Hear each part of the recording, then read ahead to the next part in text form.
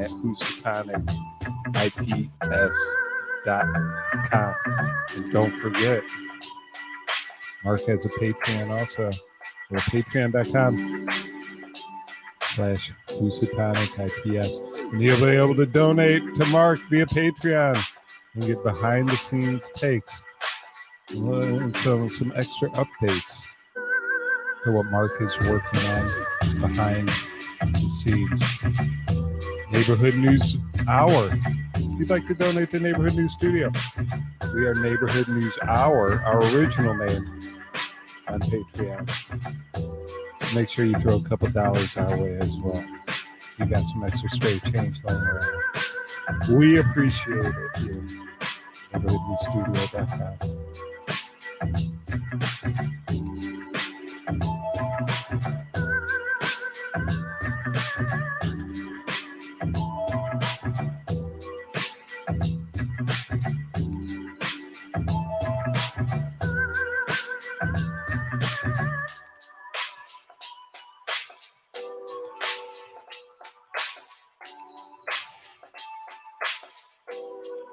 You can find Mark on Twitter at Housatonic Live. He's been banned, but he's back on Twitter, ladies and gentlemen. So without further ado, everyone's favorite, Mark Kulacz. Oh, thank you for the warm introduction, Andy. Hello? Whoa. Yeah. Thank you for the great introduction. I don't know why I restarted a Twitter account. Oh yeah, that's why. The search capabilities on Twitter are restricted if you are not logged on. No doubt, it's probably logging, of course, what I'm searching for while I'm logged in. But Twitter actually has an underappreciated search capability. You can, let's just say, someone you look at, you're researching, a particular scientist maybe, who has a handle. You can enter their handle name, and then you can enter maybe a second handle if you want to see if they or this other person have ever been retweeting each other or communicating. You don't have to worry about putting things in double quotes. You can just type in a couple of keywords. I cannot tell you how many times I have found gold on Twitter just by using the Twitter search tool. So I'm not saying they like to put their own evidence against themselves on Twitter, so they're proud of their work sometimes, and they'll put it right out there for the public to see. It's right there. For example, the photos of Peter Daszak swabbing the rat butts. In mid-October 2019. Sometimes it's so easy, you have to ask, was he told to tweet this and just leave it up? I mean, come on, man. I'm sure it was part of the breakdown. Come on, man. There you go. That's what I was hoping for. That's what I was going for. With my buttons. That's okay. What do you have there, by the way, for the sound effects? Do you have like a Rodecaster, or do you programmed on a keyboard, like a keyboard? We got the Rodecaster here at Neighborhood News Studio. There's 16 sounds that you can create with it, so it's a nice little device. And I've had some other sound mixers, and the Rodecaster for whatever reason, it just makes your voice sound great as well too. I don't know if it's something within the programming or the settings, but it's a job done. I have an analog soundboard, but it doesn't have any buttons on it for sound effects. For sound effects. So I've been trying to find a device that's just for sound effects. I know there's ways you can you can run there's software programs that you can run out there so that you can map certain keys on your keyboard or key combinations of different sounds. I think there's some applications for tablets, I'm sure. They have some of those like color boards that aren't too expensive if you're just trying to add some sound, where they have like the light up tones, and you can make music with them too, because you can program beats. Can you download like little MP3s for the sound for each key? Yeah. They're like, I didn't know. I've been trying to just This is all I'm looking for. Something simple like that. I'll Because send you some links. okay, send me some links. So that was a cool Ike interview, huh? That I remember that one. Yeah, he's like George has interviewed Mr. Ike a couple times, and yeah, that one was definitely a good one. He started later on. He started really digging into like the names and the corporations and organizations and the people behind them, and it's a pretty interesting interview. So make sure you go and watch the rest of that if you're sitting around bored one day. I don't know how you can be sitting around bored with neighborhood news and Housatonic. Oh, I'm never bored. Honest research, though. I don't think anyone in this community ever gets bored. There were a couple of things, man. If I ever got to talk with him, one of my questions would be why. I mean, what's the point of going through all this work to try to get centralized control over something? I mean, it's a pain in the neck. I mean, look how much work it is just to manage like 4 people. You know, and try to control. Really? Why bother? Why not just relax? Go fly fishing. I don't understand it. Well, I think it's more just like they've had the taste of it. They know what the controlled tastes like, and it's like it kind of starts escaping their grasp, and they're like, no, we don't like not being able to tell people what to do, because they do like they view us as just like little energy molecule worker bees. We build a building, we put some manufacturing equipment in there, and we come in and run the things, and they see their bank accounts go up, and that's pretty much how they view everything, just people in, people out. He still thinks Bill Gates is a smart guy. He may be a smart guy, but he's evil. He's in some senses. He's not smart.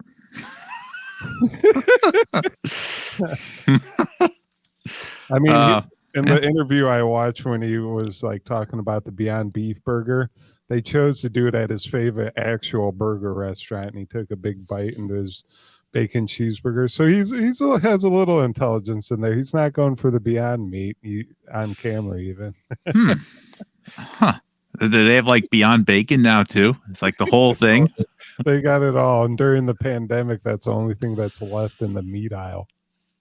You know, if there was actually a way to make something that was like it was actually every bit as as the same. It's not, or maybe I could compromise a little bit on the taste, but just as far as the protein, the right enzymes, everything else. If it really was the same, right? And there's no need to slaughter any animals, I'm on board. I'm on board with that. But is it really the same? That's where I don't know. Just not getting enough straight answers, Andy. We don't get enough straight answers. Lab-grown meat. it's coming to your slaughterhouse. Oh boy, Ike never doesn't talk about the Carnegies either. It's always Rockefellers. I got to work with him on that. Here I am saying I got to work with David Ike. Well, we'll have him on again. George has been on Gareth's show as well when he was over there in England. So he's definitely agreed to come on again. And like, I don't know why I was on in the interview. I popped in and one moment started asking questions, but I'm sure the audience would enjoy seeing you on there as well, instead of me, at least. Well, I'm not doing the managing the soundboard. I'm not managing the production. So, but yeah, if it ever works out, I'd be down with that. Beautiful. So, what do we have today? How is today going there? I heard lots and lots of talk about Ukraine, which I will probably not be talking much about today at all.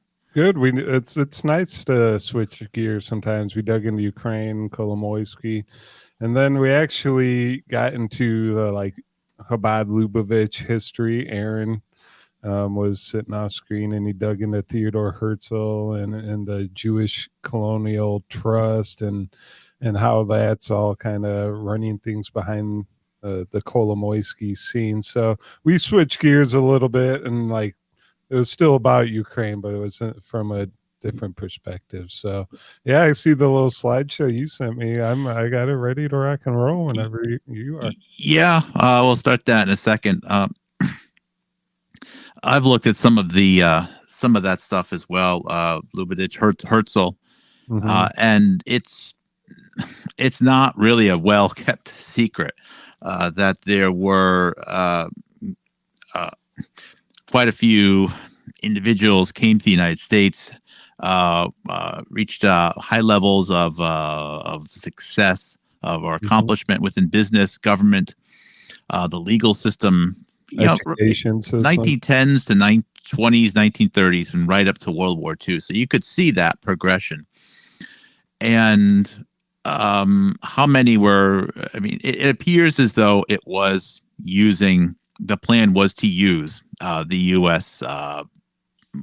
Population and the U.S. wealth to attain something for the probably for the old British Empire, if you will, establishing the Israeli state. Yeah. And it happened. There was no Israel, at least not a modern Israel as we understand it. The biblical one, the territory, yes, but the modern one, it didn't really exist before then. So it was pretty effective. Yeah, we dug into how Hitler helped facilitate that and the whole thing. It's a eye-opening story because you hear a lot like battles between the Nazis and the Jews, and it's like in a lot of terms they were on the same side. And there were more than a couple of Jews in the United States before then. But then there was it was like a population they were British, but they were Jewish also. And it was right at a very certain window of time. You could see this. It had like a little mini agenda. I mean, I'm an American, so I got a little bit of everything, in me if you go back far enough. But you could see how that came in, and if there's one thing that ever winds up getting me in serious trouble, that really upset probably the established intelligence community in the United States, it was the Bill Barr stuff that I did, because that kind of falls into that same group. There was a population of Jews from Eastern Europe who, for reasons I can't quite understand, migrated to England in the late 1800s. And it was his great grandfather. I think it was Simon Barr, before even him. And I think that they were becoming less and less welcome in the area of northern Ukraine. I don't know I don't even understand what it was about. Surely, if you're living in Ukraine, your dream isn't really to, uproot and go to London. So things must have been really bad. And I'm not pointing any figures there, but then you could see there was a migration of many of these people who were transplanted to the United States. And I hypothesize that the British government was like, hey, you know what? We have a bunch of new migrants that probably would be interested in going back home or having their own state someday. We can use this to both, reattain some control over the U.S., which they lost, but also to establish, a power closer to the Middle East, and maybe even be positioned in the future for some trade routes. So I think then it's like in mass, you could just find a whole bunch of families that came right over to the U.S. after that from London, and immediately, like, and the Barrs were one of these families. The Barr family moved up pretty quick. It was they came into the United States, and like within the first generation, like 4 kids were going to Columbia. Like, it would still cost a few dollars back in like 1910 or so. Most Americans, most first wave immigrants did not get to have 4 kids immediately start going, to Columbia within the first generation. Yeah. You came over, you got a farm, half the kids died. So you could just had this signature, right? which is fine. Again, I don't blame them, but as Americans, I think I have a right to be able to point out what happened and how it impacted U.S. history. So, what was that map you just had? Oh, that was the Jewish immigration map. This is from their homeland, but yeah. Mm-hmm. This Wow. was after the war. 70,000 went to Canada, 1.7 million went to the U.S., 111,000 South America, 48,000 Africa, or I guess 100 Middle East and Africa, 45,000 South Africa, and 6,000 Australia. Yep. And again, what I'm speaking about here is really just like probably a few hundred or a few thousand people. Well, you're right though. The big move was to the U.S. after this. Yeah, this was like that migration I'm referring to is like 1910, 1910, 1915, 1920. Especially Eastern Europe, and most of them. Yeah, this was 1880 to 1924. Oh, okay. I thought that was post World War II. Yeah, so many came through London, which I don't know what the economy was like there back then. Mm-hmm. But many came to the U.S. and just became part of the melting pot. But then there was this, and you could actually find a few blocks, like north of Park Avenue, north of Central Park in Manhattan. There's like this region where a whole bunch of families who all achieved remarkable success within 1.5 generations. And it's just like, wow, how did that happen? And yeah, the Barr family and Barr's grandfather in that time frame married into one of the Sachs families. And I don't know if they're related to Goldman Sachs or not. But when Barr's great uncle came to the United States, like by the age of 26, he was one of the vice presidents of Lehman Brothers. Like just right to the top. And then before you know it, he's in the executive branch, like as a top level advisor. And I think by the age of 48, was the person that started the Manhattan Project. Like wow, So there's a whole bunch of Oppenheimer, a very similar story. It's just kind of remarkable how that happened, and I think it was with the assistance of British intelligence. Yeah, that's Barr. That's Simon Pelham Barr, who was Donald Barr's grandfather, and his father was. So this is the great grandfather now. I have it in my database somewhere, but again, they also married out.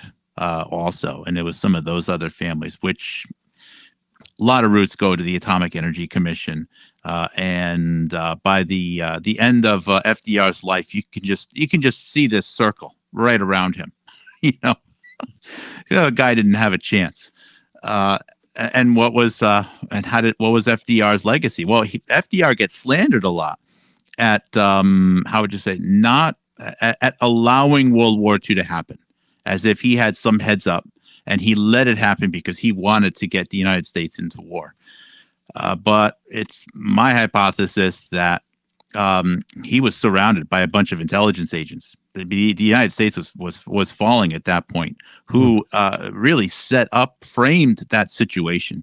And they were so successful that here we are, 80 years later?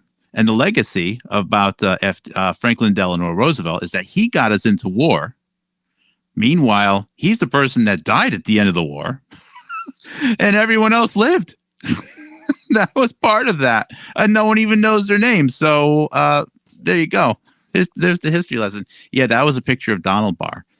I have a couple videos of him back in the 1970s. He's interesting dude. He seemed to have some good conservative values, but at the same time, man,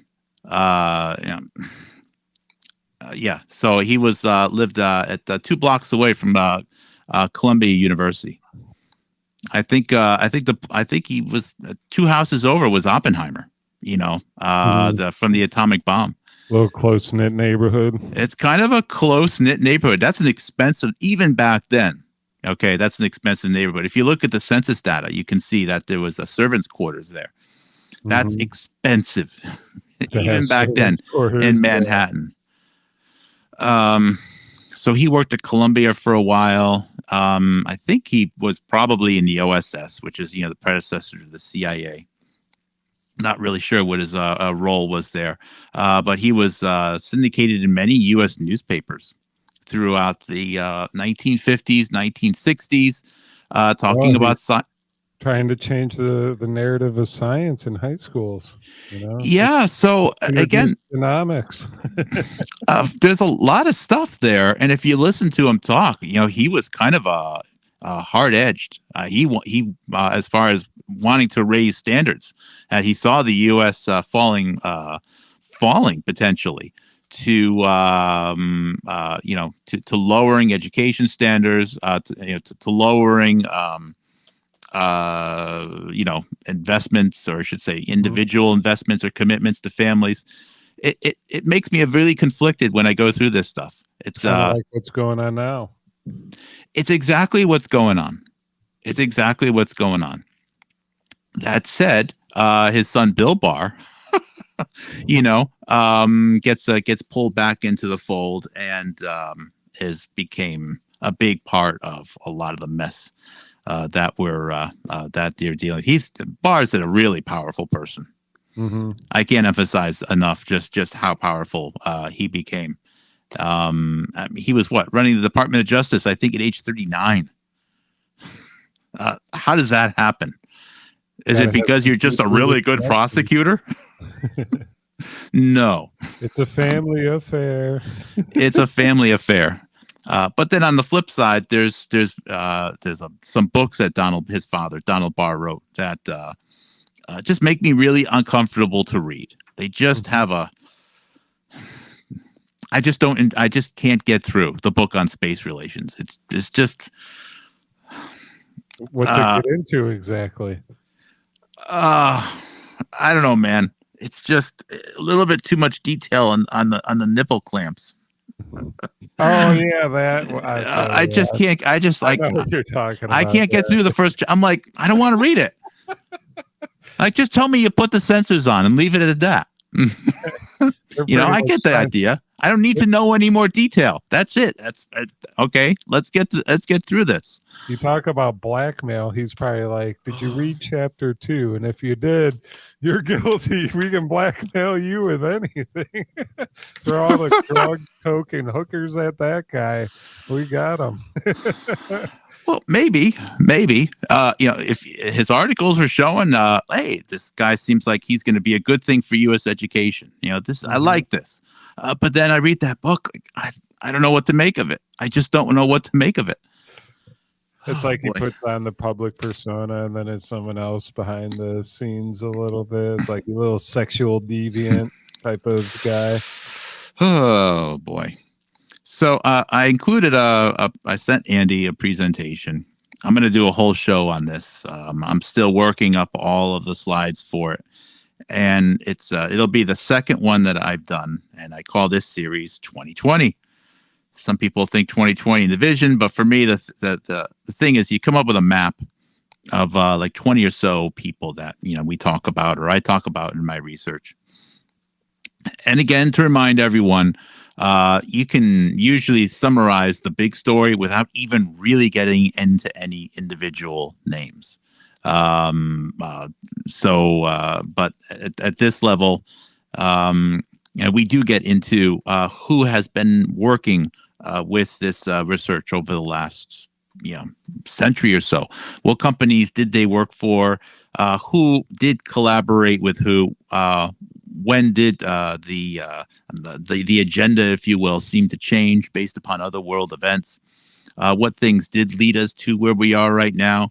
And when you get into the names, into the companies, there's dozens or hundreds of companies and hundreds of institutions and thousands of people. And I'm almost at 1,000 entries on my own database right now, and there's still so many more. Every day I'm just coming up with more names that I'm like, I can't even put the index in there. And this is all the history that's just has not been captured successfully in many places. But we have people now who want to do this, who are volunteering their time, their effort, their days on this earth to committing these things before they do get erased. So what I do here is I did one episode already of 2020. I'm going to do a second one. So I just show this map and I try to show some boxes of what different events certain people may have been involved in or where they might have worked. So you can see those types of connections. It takes a long time just knowing how exactly to draw things out and color coordinate. And then I'll just talk through it and I'll mention 20 stories or give or take, right? Okay. So this is 20 stories about 20 people? Yeah. But each of the stories is really about multiple people. Okay. So so when I'm always talking about Thomas Monath, you see a little bit towards the middle. And then I am always mentioning Robert Malone. People are like, well, first of all, who the heck is Thomas Monath? That's certainly not a household name. He didn't even make it to Wikipedia, even though he's a colonel and has been at one of the leading people within the military for virology research for a long time. And I keep mentioning Malone. Why do you keep talking about these two people at the same time? What do they have in common with each other? So I draw this map, and then I'll read several different stories, and I'll highlight how different people have worked together on different things. So it emphasizes how the difference between standing in with a photo next to Ghislaine Maxwell at a party. All right, that's interesting. There's a difference between that and working with someone at the Bronx Zoo, who was involved in finding West Nile virus. And then working with them again on another virus, and then working with them again on another program, and then with another institute or another company. That is clearly a long time collaborative relationship versus, hey, here they are standing next to each other. Now, of course, if people are standing next to each other in one photo, good chance that they probably have known each other for a while. But I think sometimes the party photos are pushed to get us to focus on certain things. Yeah. Like the network map of Jeffrey Epstein and Maxwell is almost pointless because they've been photographed with everyone. It doesn't mean there's only so much time in the day. So how many people could they have really conspired with? Have they conspired with quite a few? Absolutely. But there's just too many links there to make it meaningful. Hence, I don't go down those routes because I can't possibly add anything. There's already so many people looking at that. So for here, what you can do is if you flip through it, I'll show. I'm going to read a couple of articles here. And again, I don't have all of the 20 stories I picked out yet. I have them in my head, but I don't actually have the slides prepared for them. Okay. Oh, okay. Sorry. That's fine. So if you go. You can just flip right through and let's say go to just before that blue box. There we go. That's good. And if you could just, full screen that. So who do we have here? Well, we show a few people who worked at the Canadian National Microbiology Laboratory in the upper left. Dr. Francis Plummer, who passed February 2020. Right as the pandemic was breaking out. Francis Plummer was the leading HIV researcher in Canada for many, many years at the National Microbiology Laboratory, the NML, in Winnipeg, Canada. And Plummer has worked with so many people on this map. My assessment of him, and I think most people's assessment on Francis Plummer, is very favorable. He seemed to, clearly have to toe the official narrative in some ways about certain viruses and certain illnesses being correlated with them. But I liked a lot of the things that he highlighted with respect to, some of the populations that you would think would be most likely to be experiencing illnesses and fatalities with HIV were not. So he highlighted a lot of this evidence, and I think this leads to a lot of potential new understandings that haven't been explored yet. And he was included in the first episode of 2020 I did. To his left, coupled to his left, is Dr. Chi, which is spelled QIU. And Dr. Chi attained notoriety in, I think it was 2019, when she was arrested by the Canadian government, being accused of smuggling Ebola to the Chinese Communist Party or some other vaccine or potential lethal pathogen samples. Now, that may be true. She is from China. She did go to some of the Chinese colleges. That said, she was also in Canada for a long time and was a very close peer of Francis Plummer for many years. Almost no one will mention that. Now, of course, you're not going to slander anyone in a newspaper article, but I get the feeling that Plummer had a long-time successful relationship with Dr. Chi. Her husband also worked at the Canadian lab. So how does that factor into the accusations that have been made against her? Many just say, "Oh, she was this scientist. She worked at this lab." All right, this is what I'm trying. This is the disinformation that I'm trying to, or the misinformation that I'm trying to cut through here. That she's just a Chinese scientist and she just happened to be working in this laboratory, stealing samples all the time. And I'm like, no. She was working with Dr. Plummer for almost 20 years. She worked with a doctor. The name was there. Excuse me. Dr. Kobinger for quite a while as well. As a matter of fact, she worked with Heinz Feldman for several years in the early 2000s. 2017, 18, 19, she worked with Sina Bavari, who was the scientific director at USAMN regarding some of the Ebola research. She worked directly with Dr. Fauci. She worked with Dr. Fauci regarding the Ebola outbreak. No one mentions this. She's not just some rogue, in the back room Chinese scientist stealing Ebola samples. Yeah, they act like she's part of like the 1,000 Talents plan. Oh, she's there just as a little thief, a Chinese spy. And it's like, no, she has major connections with major collaborative connections. Now, she may absolutely, positively be one of the top spies from China. I'm not, and I don't mean that just, I'm just not just trying to throw a bone out there. Mm-hmm. She absolutely might be.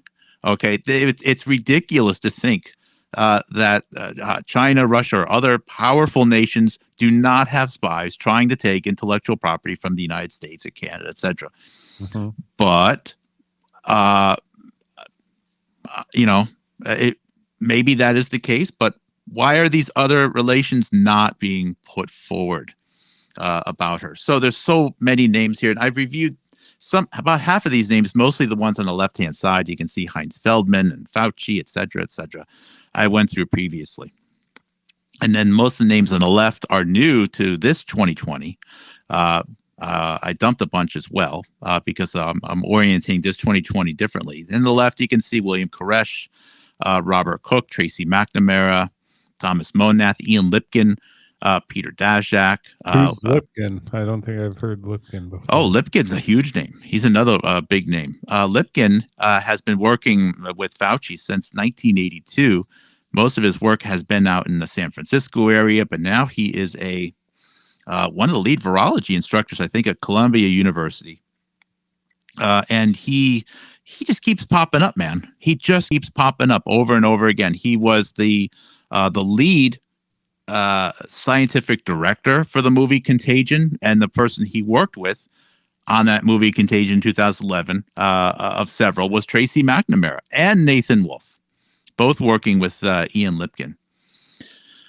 He's almost 70 right now. Is the John Snow Professor of Epidemiology at the Mailman School at Public Health at Columbia University and a professor of neurology and pathology at the School of Physicians and Surgeons at Columbia University.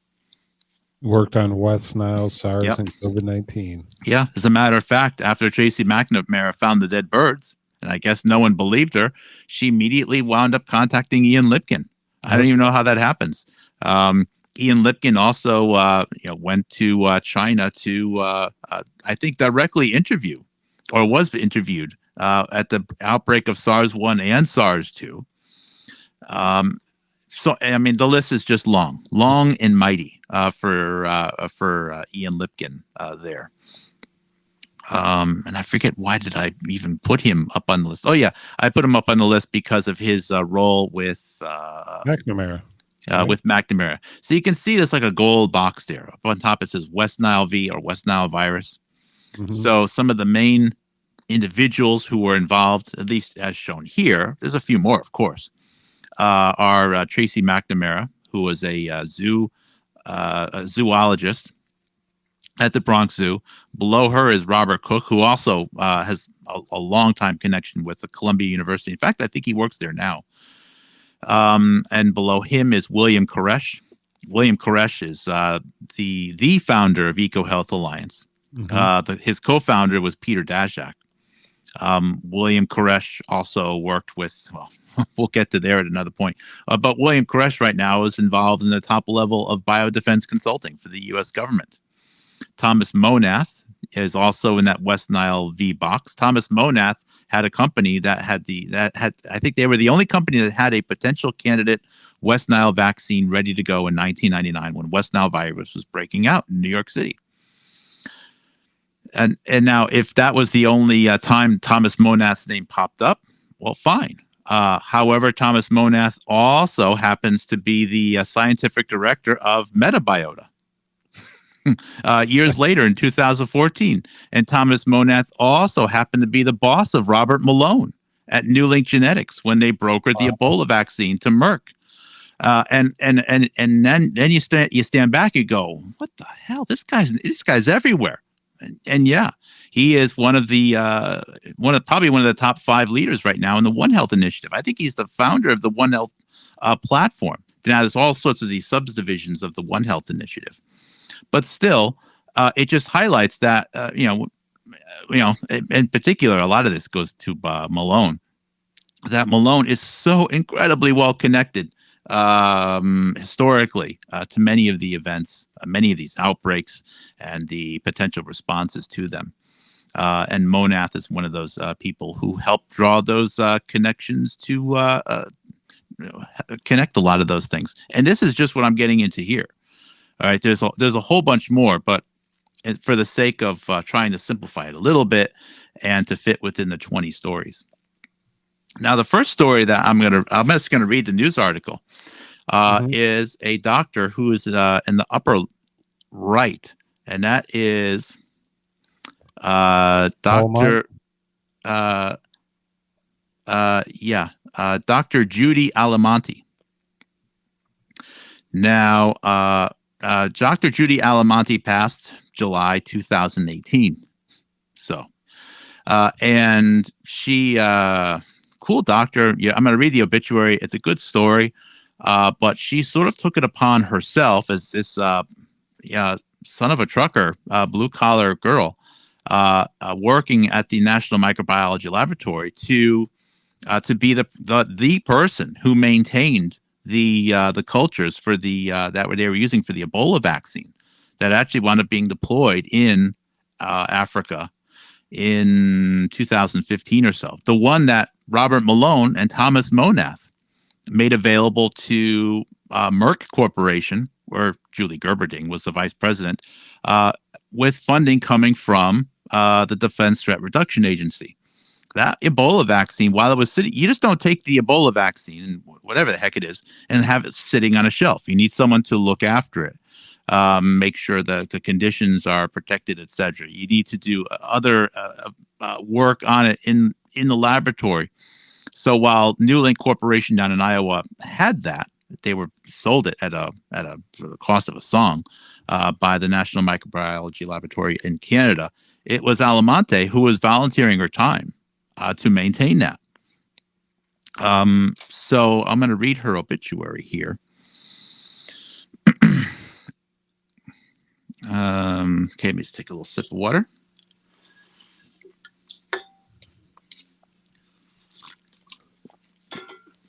Excuse me. Mark So this is Kulacz at Housatonicits.com, and thank all you. of the research he's showcasing on the show today. Housatonicits.com.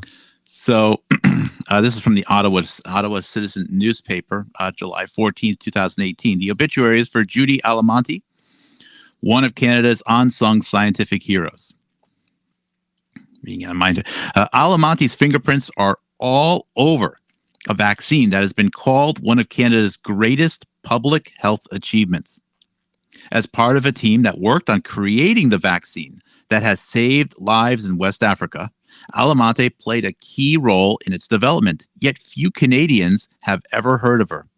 The daughter of a truck driver and store clerk, Alamonte took an indirect route to her career in immunology.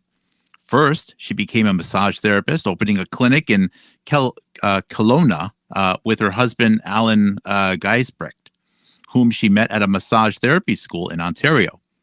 While working as a massage therapist, she decided to take a few science courses and was hooked. She enrolled full-time in university as a mature student, eventually earning a Bachelor of Science Microbiology at the University of British Columbia in 1991, and eventually a PhD in immunology at the University of Manitoba. She took to her research immediately, says Geisbrecht. Alamonte's PhD thesis became the basis for an article published in the prestigious journal of Nature Biotechnology in 2000, which is now part of the research being used by a startup company working on a breast cancer vaccine, says her husband, Geisbrecht. While at Public Health Agency of Canada, a job she started in 2005, Alamonte took on the role of project lead for the Ebola vaccine between the year 2010 and 2015. She was instrumental in its development, said former coworker Lisa Fernando, and involved in every decision. Much of her work was focused on ensuring the vaccine was of high enough quality, or GMP, which stands for good manufacturing processes, that it could be used if needed. If not for Alamonte, says Fernando, we would not have had a GMP grade vaccine. Its high quality was one reason the World Health Organization chose the vaccine. That's the VSV-EBOV. That stands for EBOV is the Ebola virus, for a historic clinical trial near the end of West Africa outbreak, which lasted from 2013 to 2016. That trial, which proved the vaccine work, set the stage for it to be used earlier this year during another outbreak in Democratic Republic of Congo. Influenced by the premature death of her mother from cancer, Alamonte wanted to do something that would make differences in people's lives. Ebola vaccine just happened to fit the bill, although Fernando said they had no idea the vaccine they were working on would one day be urgently shipped to West Africa. Fernando said, I don't think many of us ever expected to see the end use of the product. This was really good for all of us to see the impact of what we had done. Dr. Julie Alamonte didn't look for recognition, said her husband, Geisbrecht, who described his wife as a quiet, unassuming woman who did the right thing for people. She understood how important it was to work on the vaccine that became the first weapon against the deadly disease.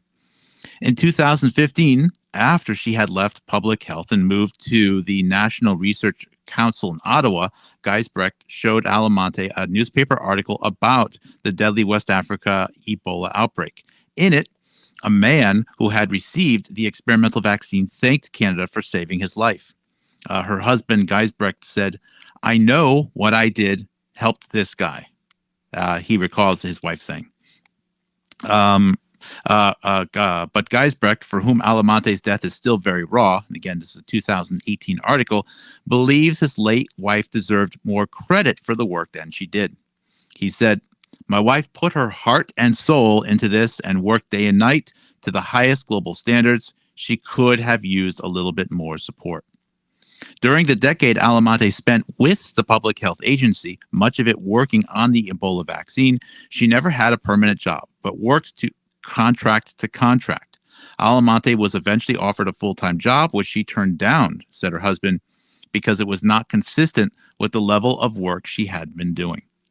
She left the Public Health Agency in 2015. She was disappointed, but didn't dwell on it, said her husband. Alamonte soon got a job with the National Research Council in Ottawa, where she worked on a vaccine against the Zika virus.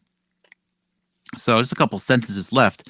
But you get this idea here that here's someone who seemed to have a big role in the Ebola vaccine, as well as some of the early vaccine work against Zika virus.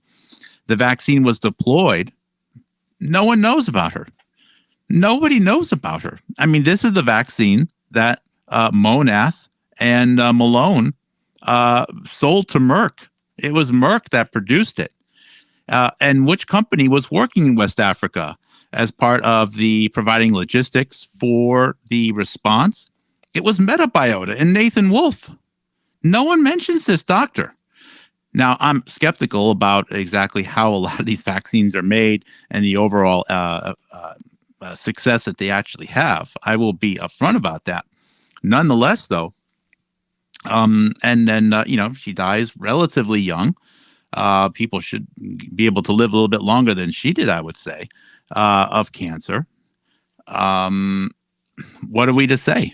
And she would have worked she might have actually worked directly with Malone at one point. It's hard to say, but definitely would have worked with multiple people at Newlink Genetics. Definitely would have had to interface a little bit with Merck Corporation, maybe a little bit of work with the Defense Threat Reduction Agency. They're providing all the money to Newlink to make this stuff happen, as well as other lead doctors in the national lab. Might have included Francis Plummer, Dr. Chi again, because Dr. Chi and her other peer, Gary Kobinger, provided the ZMAP protocol, which was also tested and used as part of the Ebola outbreak in 2000 and in West Africa in 2014, 2015. Dr. Chi was wound up in Time magazine as part of the people or scientists of the year or heroes of the year or something like that with Kobinger. No one mentions that. Instead, it's just Chinese scientists, and they just sever the story right there. Instead, it is a rich set of connections to many other people in my research and your research. Individuals who have come up, you see all the. I don't follow these QChan whatever boards, but they'll pop up a name like Francis Plummer. Oh, they must have killed him, or something like that.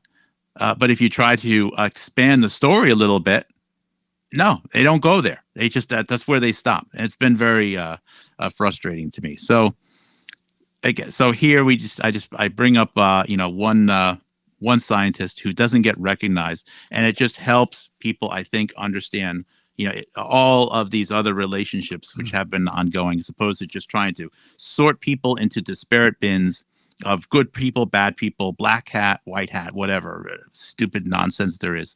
It's tough to do with all this work. That's with all these scientific articles. They're all linked together. They use each other's research for their own, and it's like it is really tough to decipher who is a black hat or a white hat.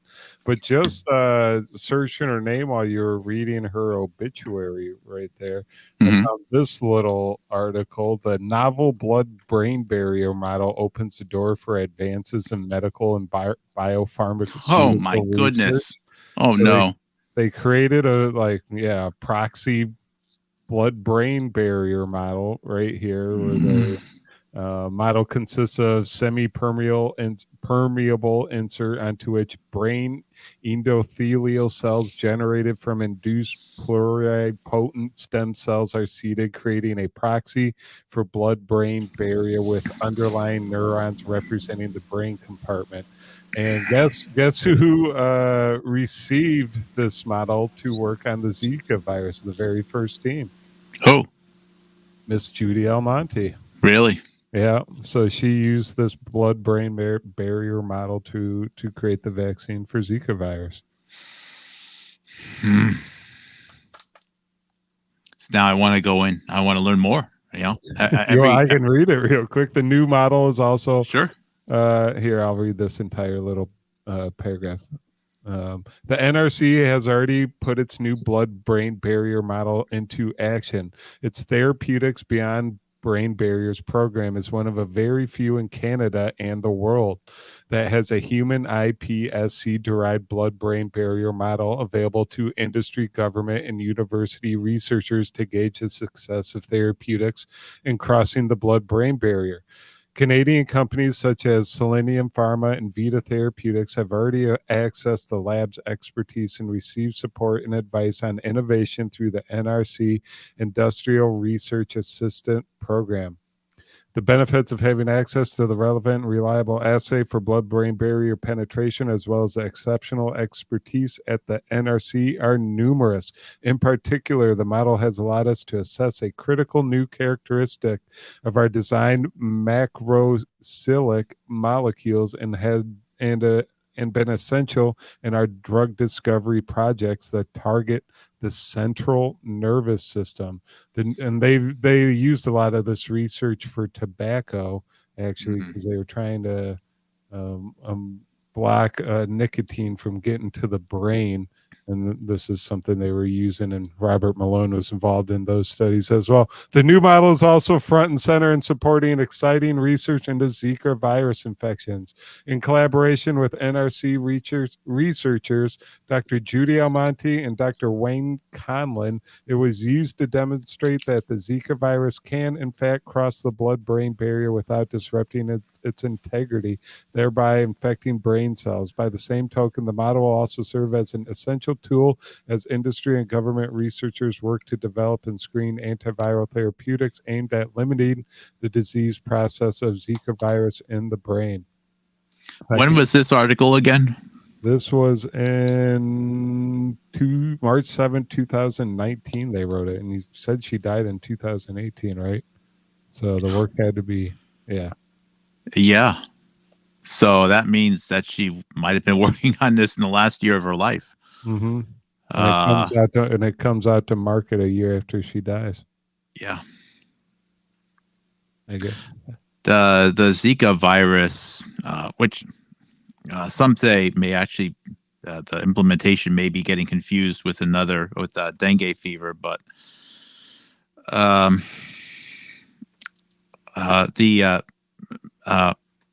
Fauci had a whole bunch of companies he was working on for prototype Zika virus vaccines in 2016 or so. Mm-hmm. Some of that stuff, I don't know if it was FOIA'd or how this stuff leaked out. But you can see Inovio was one of the companies, and I think Moderna might have been another one of the companies. So they, it's weird. They had mRNA vaccines ready to go for Zika virus before Zika virus stopped being an emergency 48 hours after Trump won.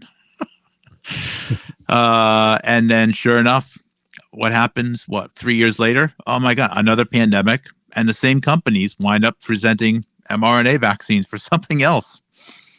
It sounds a little suspicious. I don't know if you agree, Andy, but it does sound a little suspicious. No, I 100% agree with you. And Trump, the whole ban of gain of function, and then the reinstitution of gain of function once he took over as president. And there's also he banned research with like human fetal tissue, and they reinstituted that once he got out of office too. There's a lot of stuff Trump was doing in office that some of these scientists definitely didn't like.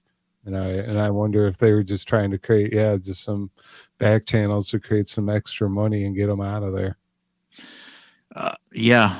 I mean, of course, you always have to, it's just because someone makes a policy decision, you always have to say, well, did it actually happen? Was that all just theater? Maybe it was all just theater. But you know what? At least it was saying things which I felt compelled to support.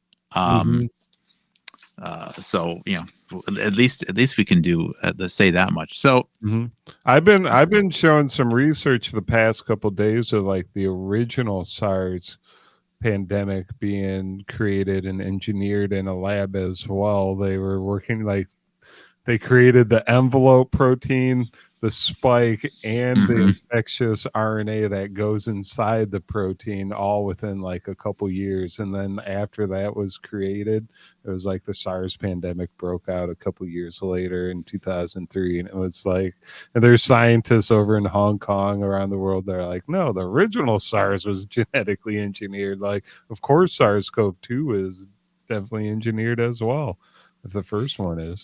Well, as a matter of fact, let's pop up the big map again of the All names here, and I can go over some SARS-1 stuff here. Beautiful. Uh, Let me see. Let me get the right one. That's All fine. right.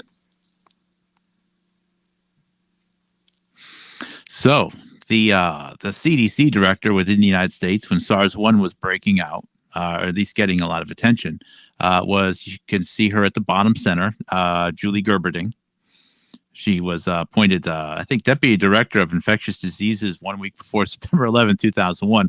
But by the time that SARS is breaking out, she is now the first female director of the CDC. Fauci, of course, within AID, Fauci and Gerberding worked pretty closely on that. Gerberding got into a pissing match with none less than Francis Plummer, who's up in the upper right. I found these articles where Plummer thought that SARS was something completely different. And you could see the newspapers were you could see these two sparring back and forth about what SARS was. So Fauci did not have a good Plummer did not have a good relationship with Gerberding, and I don't think he had a very good relationship with Fauci either. What else? One of the scientists, as soon as that thing was breaking out, that you'll find all over the newspapers, even being interviewed by the Chinese government regarding SARS-1, was again Ian Lipkin. Jarling, who's I think it was USAMRIID. He's somewhere in the USAMRIID area.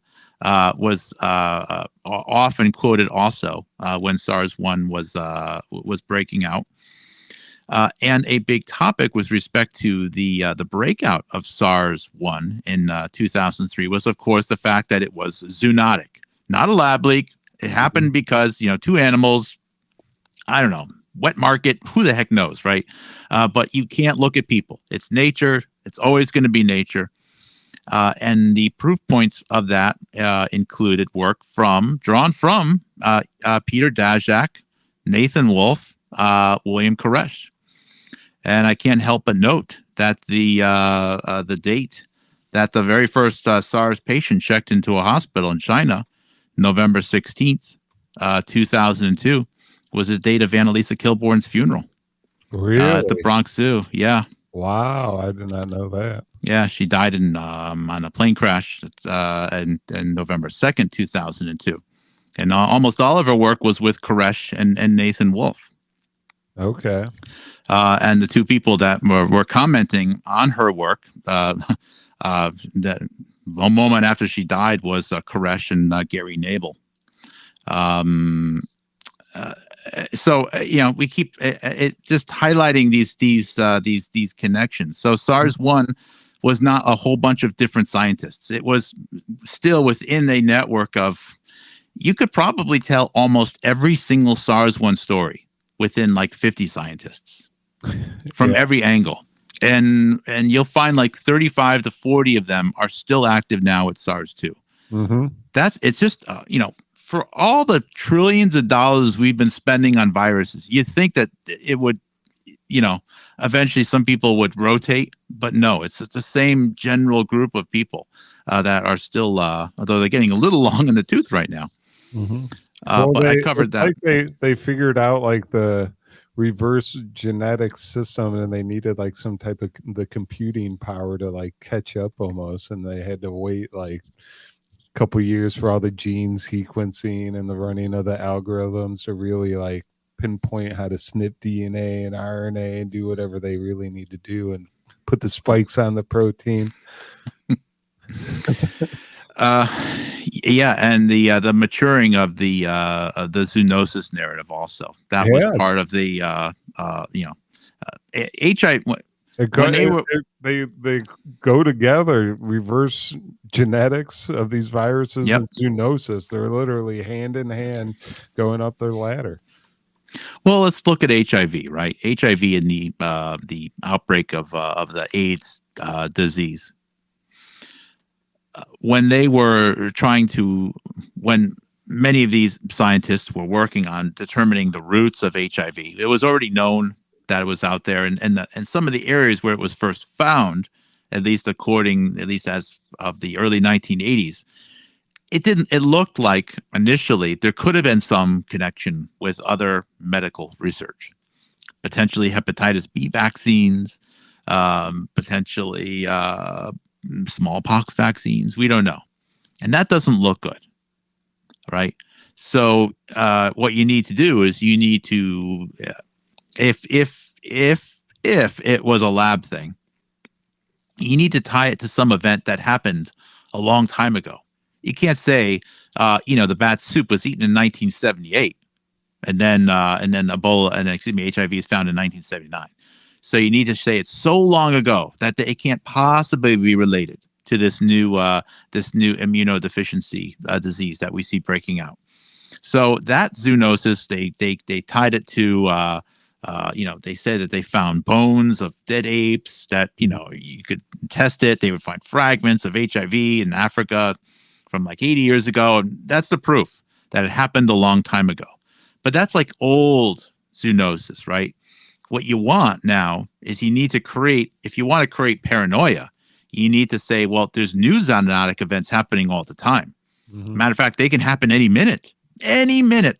A pangolin and a bat could jump together in the soup and be eaten. Any second. And that's when the pandemic starts. Mm-hmm. So these are the future pandemics.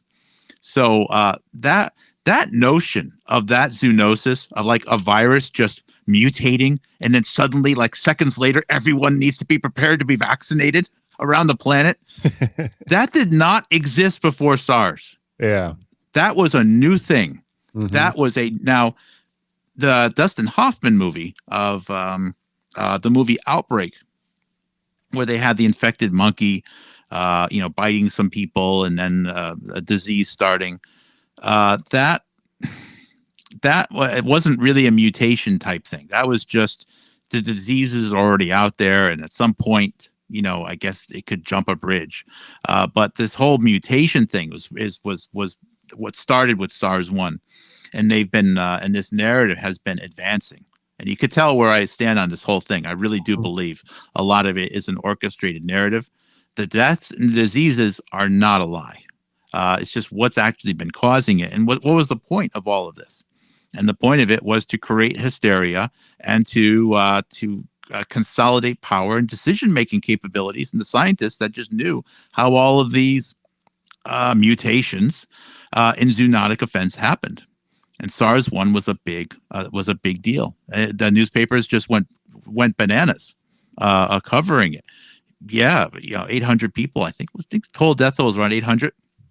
Mm-hmm. It's terrible, but it got more coverage than the Afghanistan war did in the United States. It was totally over the top. So you could see the newspapers were being encouraged to fan the flames of fear of zoonotic events. And then after that, I forget the order of events. There's swine flu, bird flu, MERS, this, that. It's just a whole series of these viruses, and they're all the same thing. It's all, two animals, zoonotic, and a mutation. Mm-hmm. Blah, and now we all need to, the scientists are heroes, except the vaccine. And SARS-CoV-2 was that on the grand global scale.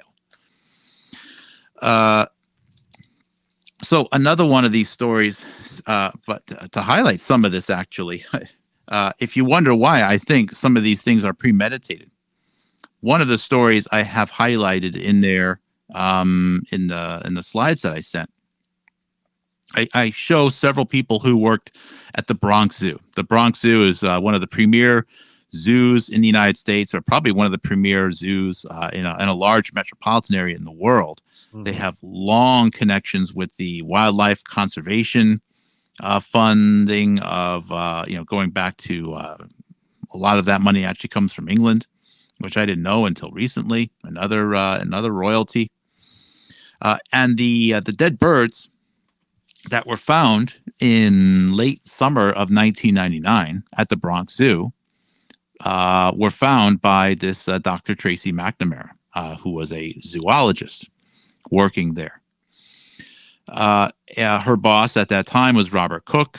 William Koresh, again, was as I showed with the annual one of the fathers of One Health. The annual journal there was a peer of McNamara when she found those dead birds, and Koresh was actually the boss of Annalisa Kilbourne at that time.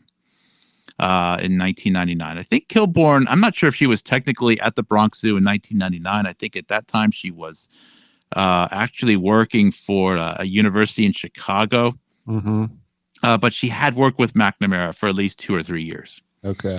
Now this article here is fascinating. The date of this article is June 11th, 1999. West Nile virus, to review. These birds were found that were dead in the zoo. I think it was a flamingo and a bald eagle, maybe a couple of other birds. And Tracy McNamara, I guess having oversight of the birds at the zoo, said this is unusual. And she took the birds to be inspected. She couldn't get the answers she wanted. She eventually made some phone calls. Ian Lipkin said, hey, send me the samples. Ian Lipkin analyzed them. Oh, my goodness. These birds test positive for West Nile virus. Okay. Well, West Nile virus, according to the official narrative, had never been anywhere in the Western Hemisphere before. First time it's ever been seen in the Western Hemisphere. Obviously the only way it could have gotten here was someone was, let's just say, boarding a plane in Cairo, or something like that. And just before they boarded the plane, they got bit by a mosquito with West Nile virus. And then they sit on the plane, they enjoy their meal. They come over to New York City, they get off, and then another mosquito bites them and then takes the West Nile virus and then goes to the zoo and bites the bird. And it's because people are traveling too much. The world's now too interconnected.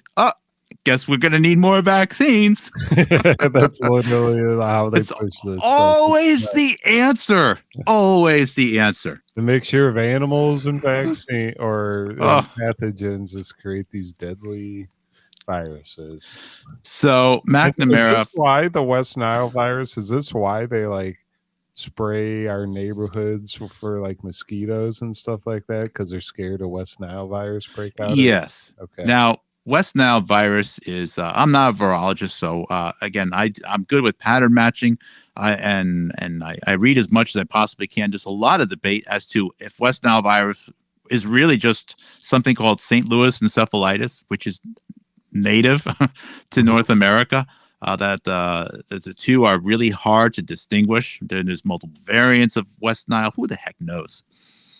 There is also a history thread that I've gotten into before about how West Nile actually there had been samples of West Nile in the North America way before this event in late summer of 1999.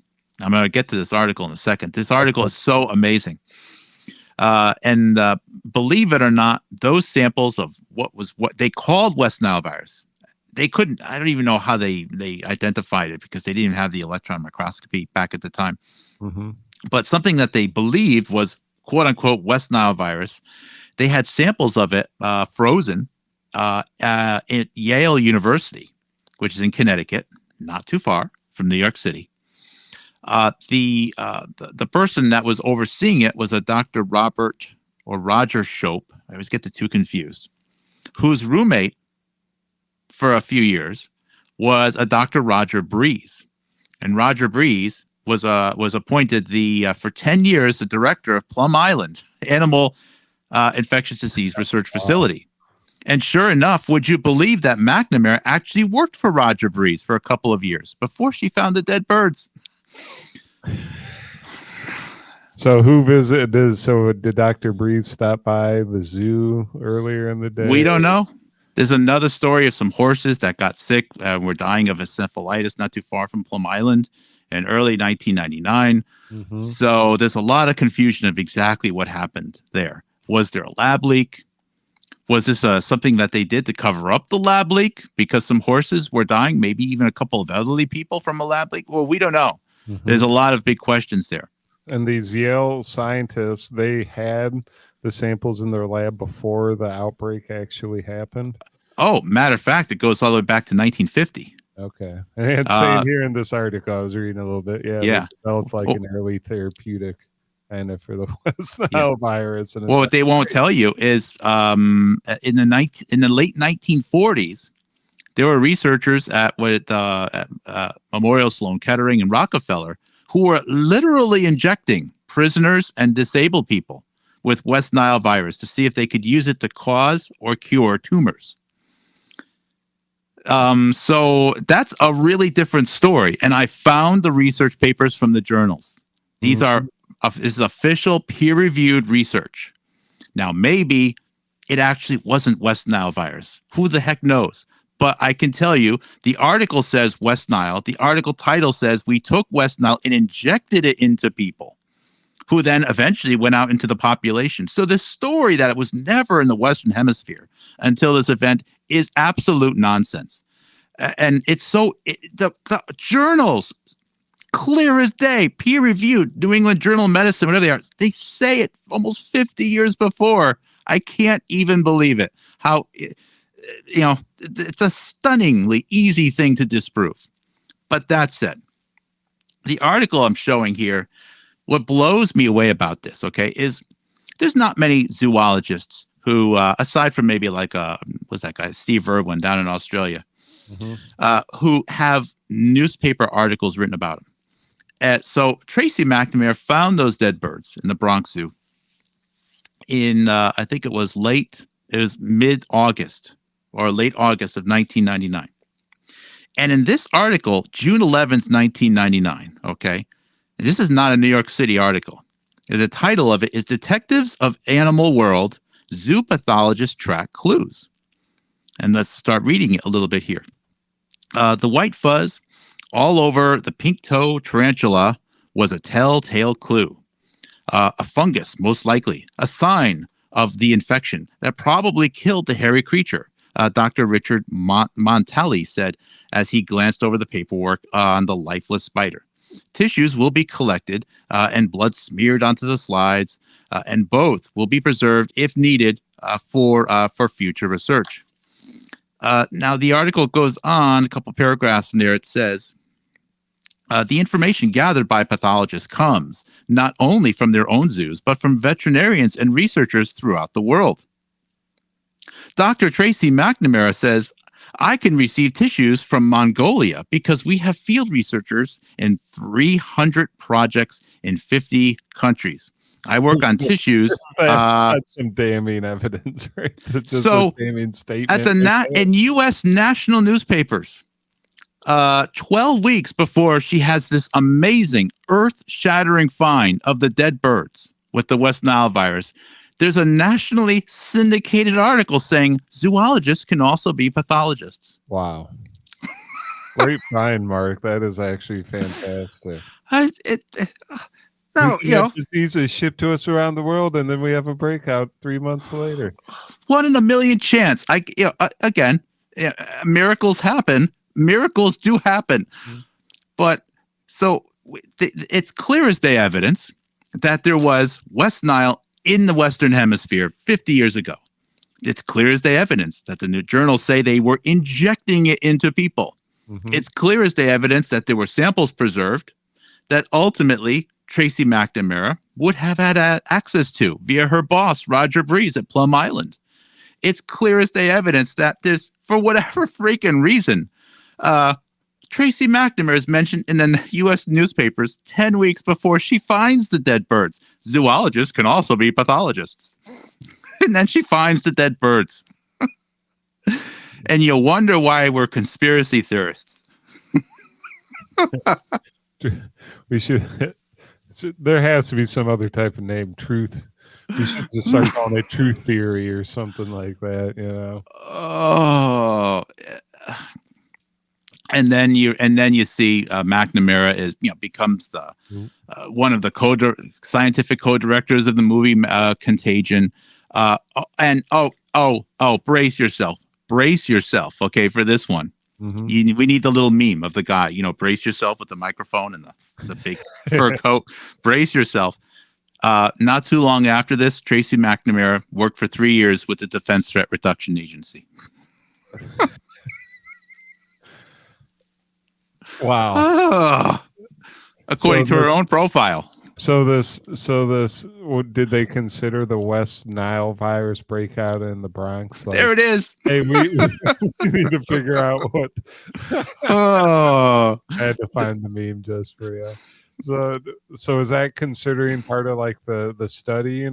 The bird getting the West Nile virus in the Bronx Zoo? Is that just, hey, DTRA, we need to work on some defense threat reduction stuff over here, and we need a virus spread in the United States? Well, there were a couple of angles to that. One is it's a great proof of how international travel can cause new viruses or new diseases to pop up in places where they weren't previously. Was this the very first virus that actually they were trying to prove the zoonosis theory with like that? With the whole internet? No, I don't think. In this one, there were a couple of angles. One is there's a possibility that there might have actually also been a lab leak at Plum Island, because there was I think it was in May or June, several horses on horse farms in northern Long Island, not too far from Plum Island, were dying of encephalitis. That's odd. That doesn't look good. Now, what exactly they were dying from, that's cloaked in mystery. There's also a crazy story that Plum Island was undergoing some refrigeration upgrades, and they actually had their power cut or something of that nature for a couple of days in early 1999. Although I can't collaborate that. All I have are some comments on some internet chats to back that up. I can't prove that. Okay. The other angle here is, the whole international travel thing. But the West Nile story doesn't really focus on zoonosis, although it is brought into that fold right now. The focus of that was, well, if it can be brought here via a passenger who just got bit and then start a new epidemic or pandemic in the United States, that means Saddam Hussein can also do it. So the real angle that they were going at with the West Nile virus story was, this is an example of what Saddam Hussein could do, because Saddam Hussein was also known to have some samples of West Nile virus that maybe Saddam Hussein was going to weaponize. Maybe release it in a large U.S. metropolitan center like New York City. Sure enough, Saddam Hussein was, killed, and Iraq War, etc. What the newspaper articles don't say is Saddam Hussein's a lot of Saddam Hussein's bioweapons program was actually provided courtesy of the United States. We even think that the initial West Nile virus samples was provided by Donald Rumsfeld to Iraq, which of course should make people wonder, well, if West Nile virus wasn't in the USA before 1999, how did Donald Rumsfeld give it to Saddam Hussein in the early 1990s? But that's just me being analytical again and asking questions.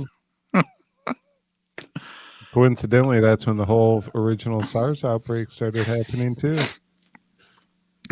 Was there another one in the late night? Yeah, it was 2002.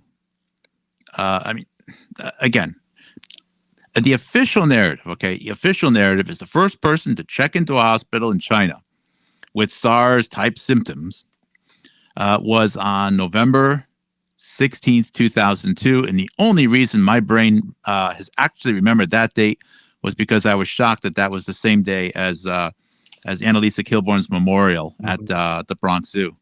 I was like, wow, that's amazing.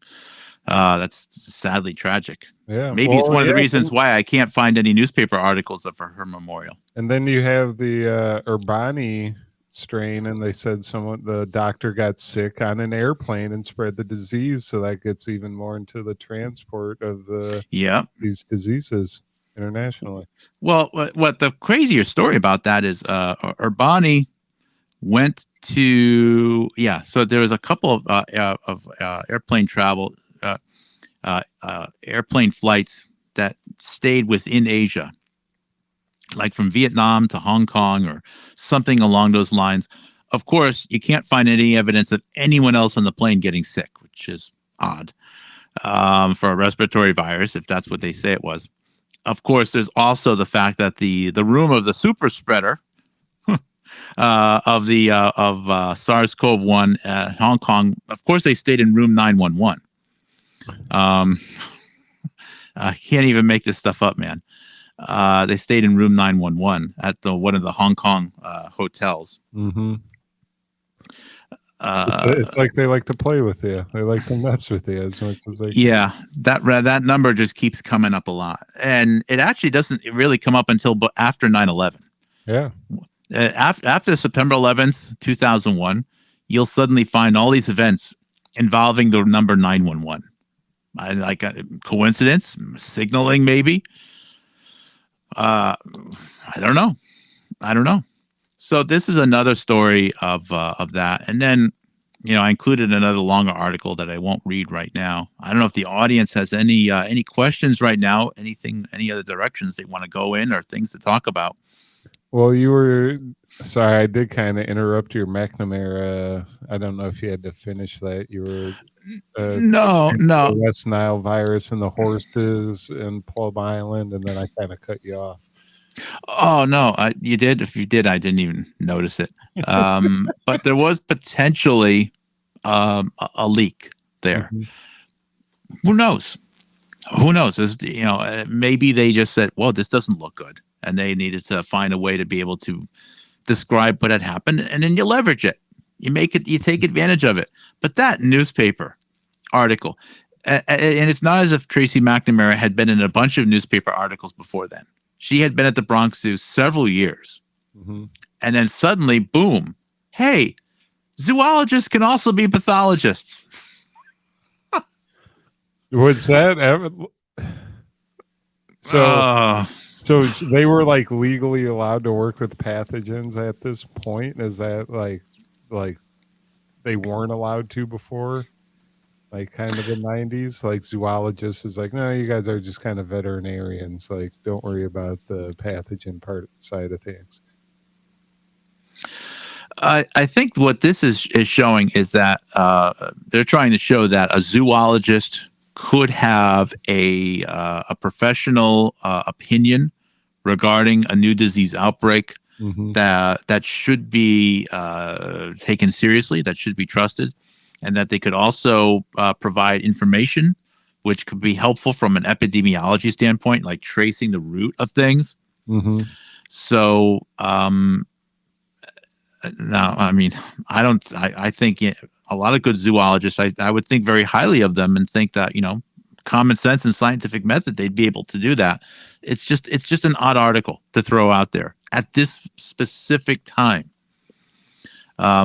Not too long after the horse breakouts had started, and then during the summer, a couple of people had actually checked into a hospital in Queens, which is one of the boroughs in New York City. Mm-hmm. And I think there were 2 or 4 deaths of rather extreme encephalitis. How those were connected to these birds that they found dead, well, who knows? And I'll tell you what, encephalitis is a horrible way to go. Oh man, like imagine your brain just swelling to the point where it feels like your skull wants to pop. That's if those are your last thoughts on Earth, oh, that is a terrible, terrible way to go. But excruciating. It's terrible. It's the pain meds don't even do anything. So that was happening, but again, of all the places you find the birds at the zoo, at the Bronx Zoo, at the Columbia University Zoo, the doctor who finds them had access to the West Nile virus samples. and had just been syndicated in U.S. newspapers. That zoology of all, really, you just start talking it through. It's like this is a miracle that all these things added up this particular way. And was McNamara being used? It's a possibility. I don't trust her boss, this Robert Cook, at all. Who has become kind of a big wig still, working in the One Health initiative. I think if you dig in, remember that thing called the Lancet letter, Andy? Yeah. You'll find a whole bunch of these names on that Lancet letter. I think Robert Cook is on there. I'm pretty sure. I know Koresh is. I know Daszak is. If I went through that map, I think more than half the names are on that Lancet letter. Mm-hmm. 20 years after the fact, this West Nile virus, there's still, again, this that collaboration ongoing. You're talking about the one that tried to prove that SARS came from bats, the Lancet. Yep, it must have come from bats. Don't ask any questions. Stop right there. No questions. It came from bats. We're scientists. If you don't trust us, you're anti-science. All right, I believe this is the one. Let's see. Pop it up. We'll go through the names. I'll read the names. I think this is it. Statement in support of the scientists, public health professionals, and medical professionals of China combating COVID-19. Mm-hmm. And it was Charles Kalisher, Dennis Carroll, Rita Colwell. Dennis Carroll, UC Davis, had worked with Robert Malone and Murray Gardner. Ronald B. Corley, Peter Daszak. Peter Daszak, we know him. That's two. Christian Drosten, I've heard that name before. Luis Enwans, he did research on the original SARS, and he thinks the original SARS actually was genetically engineered in a lab. Jeremy Farrar. Yep. He is head of not the Wellcome Trust, but one of the, I don't know if it's Wellcome Trust or I can't. I know he went to Vanderbilt. It's one of the Gates initiatives. I apologize. I get him. There's so many. I get him confused sometimes. Hume Field. I know that I found him tweeting with the Desmonds actually recently regarding their terrible lap fire. Jeremy Farrar's Wellcome Trust. Wellcome Trust. Yeah. And there's another one as well. I just can't think of the name of that group right now. William Koresh on there. Yep. So Annalisa Kilbourne's boss, of course. Mm-hmm. Who do we have? John McKenzie. Oh, yeah. He's his name has popped up in a lot of these SARS things as well. SARS-CoV-2. He's an Australian guy. Jonah Mazet. She's University of California, Davis. I think she's known Robert Malone. She's a big One Health person. I have been sitting side by side with Nathan Wolf actually on several occasions doing presentations. So I recognize that name. Who else? I can't. You got Larry Madoff, John Mazet, Peter Polizzi, Stanley Pearl. Yeah, Police. Yep. We've seen his name before. Leo Poon, Bernard Roisman, Linda Saif, Kanta Sabaro, and Mike Turner. Okay. So about 25-30% we've already covered in that list. That's quite a bit. It's quite a bit of people that we're saying are connected to this One Health kind of zoonosis theory. Yeah. We're at the beginning, the birth of it, and are still just this is the biggest money maker event they've had. And it's like they're the ones pushing this narrative. Well, I mean, look at everything that's at stake. And it's inconvenient to have to trace it back to a lab. So it's just nature. And if it's just nature, well, it's just going to keep happening again. And you just need to accept it. You can't point any figures. So where do you stand on that? I'm sorry, what? I was going to ask you, do you think this is like either the scientists using the politicians to push their agenda and trying to get more money and more influence, or do you think it's the politicians pushing the science so they can kind of put up these like green zone type things, or is it all just they're working together in this one big narrative, and it's like just a giant deep state conspiracy narrative like we're pretty much breaking down? Dude, they're all working together, but the big money comes from the top, which is the global banks. You know, it's not that they own all the money; it's that they control the money printers, so they can make whatever money they want whenever they want it, and they don't really have to report to anyone. William Koresh. Matter of fact, search for William Koresh and World Bank. I'm scared to see what might pop up. Mark, another name. I'm over here. Hey, Mark, Aaron over here next to Andy. Another name while we're throwing names out. Maria Gutierrez. Has she come up on today's show? Maria Gutierrez. How do you spell that? That she's in your last short from that Labyrinth company who got the contract. Yep. You remember her? Did you know she was in the Hunter Biden emails and she was emailing directly with Hunter Biden? No, I did not know that. You did. That's why I was like, let me jump in here. Before the end of the show, you guys are doing names. I've been listening and great show. Yeah. I just that was a very simple video, right? A couple new companies had popped up, so I just tooled around for a little while, and I found that connection, and it was just enough. I think the only reason why I did that video was just so someone maybe like yourself or someone else in the group will say, you know what, there's a lot here to dig into, right? So sometimes, I'll just throw something out there that says, you know what, there's another little tip of an iceberg over there. I can see it. You guys will probably want to check it out. I have no idea the extent of it. I certainly didn't know she was in Hunter Biden. Gutierrez emailed Hunter Biden around the time that she was getting the contract with Labyrinth, or I guess beforehand, probably. Okay. She emailed Hunter Biden, get back with me on how we can discuss altering the landscape of economic and geopolitical relations in the Ukraine. Wow.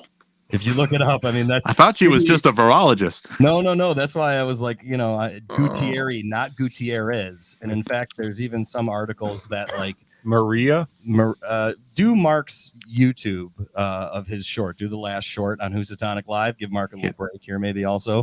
But then I got a William Koresh video. Yeah, we got William Koresh. But the Mary Gutierrez short that you did, Mark, certainly a few of us dove into it, and she is emailing Hunter about the Ukraine while also seemingly getting the earliest contracts with Labyrinth. So it is all coming together. But I thought you might not have known that she was also in the Hunter Biden laptop scandal, whatever. I'm using the Biden things to get people to see that there's a lot more, right? As opposed to it like we end it with Biden or it's all Biden. It's a great chance to get the visibility to see that there's a much bigger, longer running story here. But certainly it's a great launching point. All right, I got your video queued up here. Cool. And let's get into it. So you can find this on Mark's Twitter, Housatonic Live. This is titled "Labyrinth Global Health Inc. Chief Science Officer was previously Executive VP of Metabiota." There we go.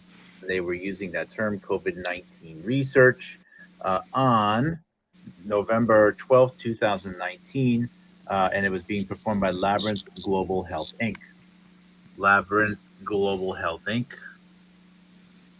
Founded in 2017, woman-owned small business company with deep expertise and a proven track record.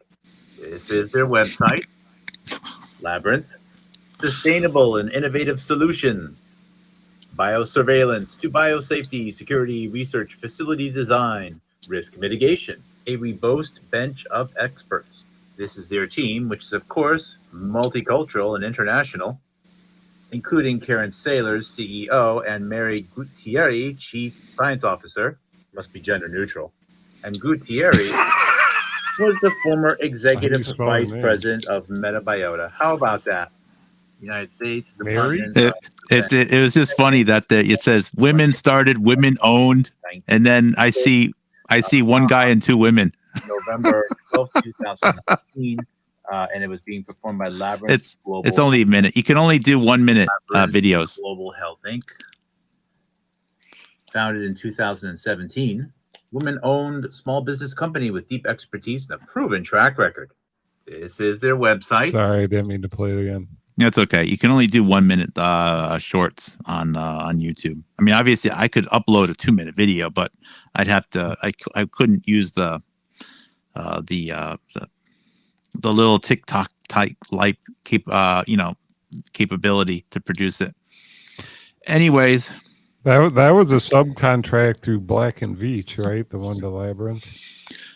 Yes, correct. Black and Veatch, yeah, they subcontracted Labyrinth, and Labyrinth was had this executive that worked at both. I don't know much about Mary Gutierrez. I was just, sometimes you just open the door, you're like, whoa, there's a lot there, and it was just kind of like a hand wave to you guys and other people. Like, if you're looking for something to do, there's probably a lot more here. And then I just went on to do something else after that. Otherwise, you just keep doing this, right? You never finish anything. So, I mean, I never get to finish anything either, but sometimes I'm like, you know what? I'm not even going to go there right now.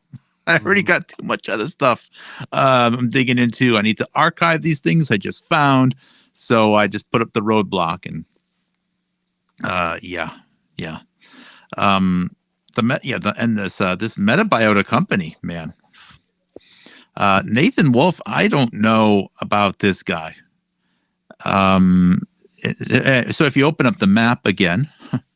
Nathan Wolf, I love me some Nathan Wolf talk. His hands are all over this stuff. Oh, yeah. Is Nathan Wolf's, actually, if you go back, just show the full map again.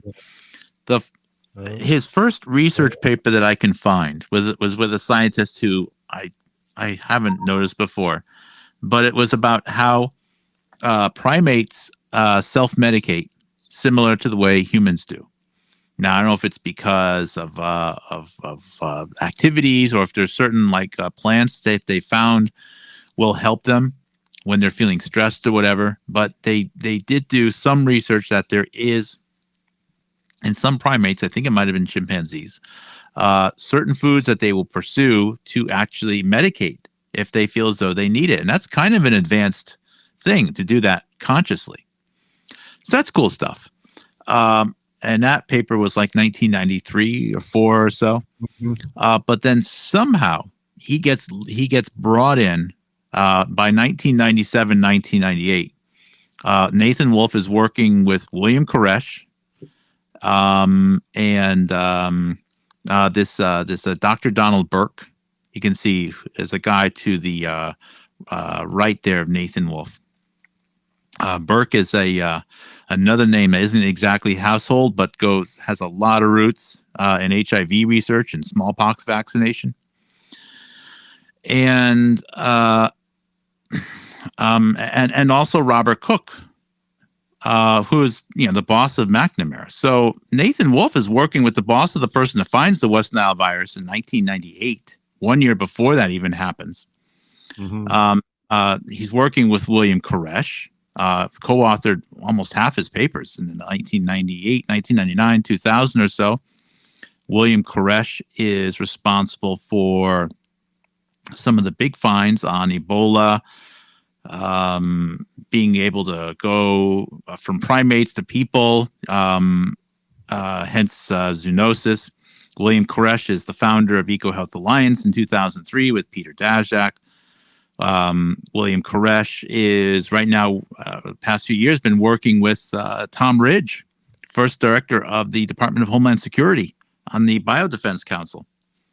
Mm-hmm. So, and of course, I think this early work that Nathan Wolff was doing was in Malaysia, and it was working with Kilbourne, Annalisa Kilbourne. And that is the time that the Desmonds, who wound up working at the chimp lab, come into the picture. They said it was like 1998, 1999, 2000 that they somehow happened to know Nathan Wolff, I guess. And they mentioned that they met Annalisa Kilbourne back at that time. Now, I don't like Nathan Wolff. I'm not a big fan of him either. I don't like him because one of his most important discoveries that he is credited with is something called this simian foamy virus, which is some type of virus that I guess primates can host, but it has some, when it's tested against human cells, it acts a particular way, and it provides some type of evidence, again, of zoonosis, of a virus that can possibly leap back and forth. And the discovery of this stupid little virus is one of those bigger data points used to say, yeah, viruses can mutate and leap back and forth between animals. And Wolff refers to this as his little discovery that makes him merit the title of virus hunter, as he is called, like the virus hunter, one of the greatest virus hunters of all time. And that research is really, the evidence suggests that the research papers that he points to were also co-authored with Annalisa Kilbourne. And he almost doesn't even mention her in his book that he wrote in 2011. Annalisa gets like a little footnote somewhere, and that's it. And that's kind of a Weasley little thing to do when you've shared so much of your big research with her. In fact, there's a possibility that he was in the plane when she crashed, because he was living in Cameroon, she was in Gabon, and it would have, logistically, that actually would have added up. So I would like to ask him some questions. I would love to see his response if he was asked about her in an interview, to tell about that story and what he knew. I would love to see this guy's response. Just to see if his eyes widen. And if he starts sweating a little bit, And why aren't you giving her more credit? Why is she like a 4-point font footnote in 2011, and now she doesn't even come up? Really? What are you doing? You sharing all this work with her? You're happy to take credit for things. Even her name has been used in like 8 papers after she died, post-mortem. Or posthumously, excuse me. So I'm just not a fan of this fellow. And she was an actual virus hunter. She was doing the work out in the jungles, collecting the samples herself. Well, she was a zoologist, veterinarian. I found some really cool articles about how she was working with. She was actually doing upgrades and modifications and customizations to some of the electronics used for tracking rhinoceroses, elephants, in Malaysia, as well as the area that she was staying in Africa. So very hands-on, but because she was involved in surveillance as well. Yeah, but surveillance of the populations, not really. The virus thing wasn't really her forte, as far as I know. It sort of came in like in the last few months of her, like 6 to 12 months of her career, right? The ape populations were observing to be going down. And it was research that was done in tandem, I think, with Kulacz and Wolff, where they found some dead apes. And they tested them. Probably even Ian Lipkin, who ran the analysis, who said, "Oh, these dead apes have Ebola. The apes must be dying of Ebola." Dropped straight off from the monkey lab and 14. Straight up, it's almost that. Here, listen to that, Andy. No, I said the dead apes. Mm-hmm. It's kind of like finding the dead birds with the West Nile virus. Yeah. And you know what? Kulacz worked with both of those people directly. And he's the one trying to push the One Health zoonosis theory. Yes. I mean, that is then, and he's the founder of EcoHealth Alliance with Peter Daszak. Seems to be he has a lot to gain if a lot of money to get in some research if this gets pushed through. Yep. That's amazing. These apes were found in the wild, though, right? Well, they were found in the wild, but they were already dead. Yeah. It's just, she was involved in the collection of some of that, and then the testing, and sure enough, they tested positive for Ebola. And then the newspapers went, like, oh my goodness, Ebola can go back and forth between monkeys and people. How amazing is that? Think of what that's going to mean for vaccines in the future, and more zoonosis. But that paper that made that absolutely clear was not actually published until after Annalisa Kilborn died in a plane accident. And even more disturbing was that the submission was before it was initially submitted like a month before she died in a plane accident, and then it was returned for updates 6 days after her plane accident, and then it was resubmitted and then printed in early 2003. Right after she died, they edited out her parts of it. She was still listed in there, but it wasn't listed that she had succumbed to a plane accident. But there had to be some updates. Now, what would her thoughts have been on those updates? Did she have? Obviously, she wasn't involved in any of them, but William Koresh was, and Nathan Wolfe was as well. The career of Nathan Wolfe, this founder of Metabiota, is very much built on a foundation around this one scientist that I want to know a whole lot more about. I've reached out to some people and haven't heard back yet. But the implications of this are quite large. This is the world's being turned upside down right now, especially in the USA or in the Americas, over this theory of viruses mutating and leaping back and forth between animals. And when you really dig down, there's just a few stories about this, and then you realize it's just a few people, and the names just keep popping up, and it's like, what, you're expecting half of human civilization to take experimental medicines because a few people found a couple of dead animals? Really?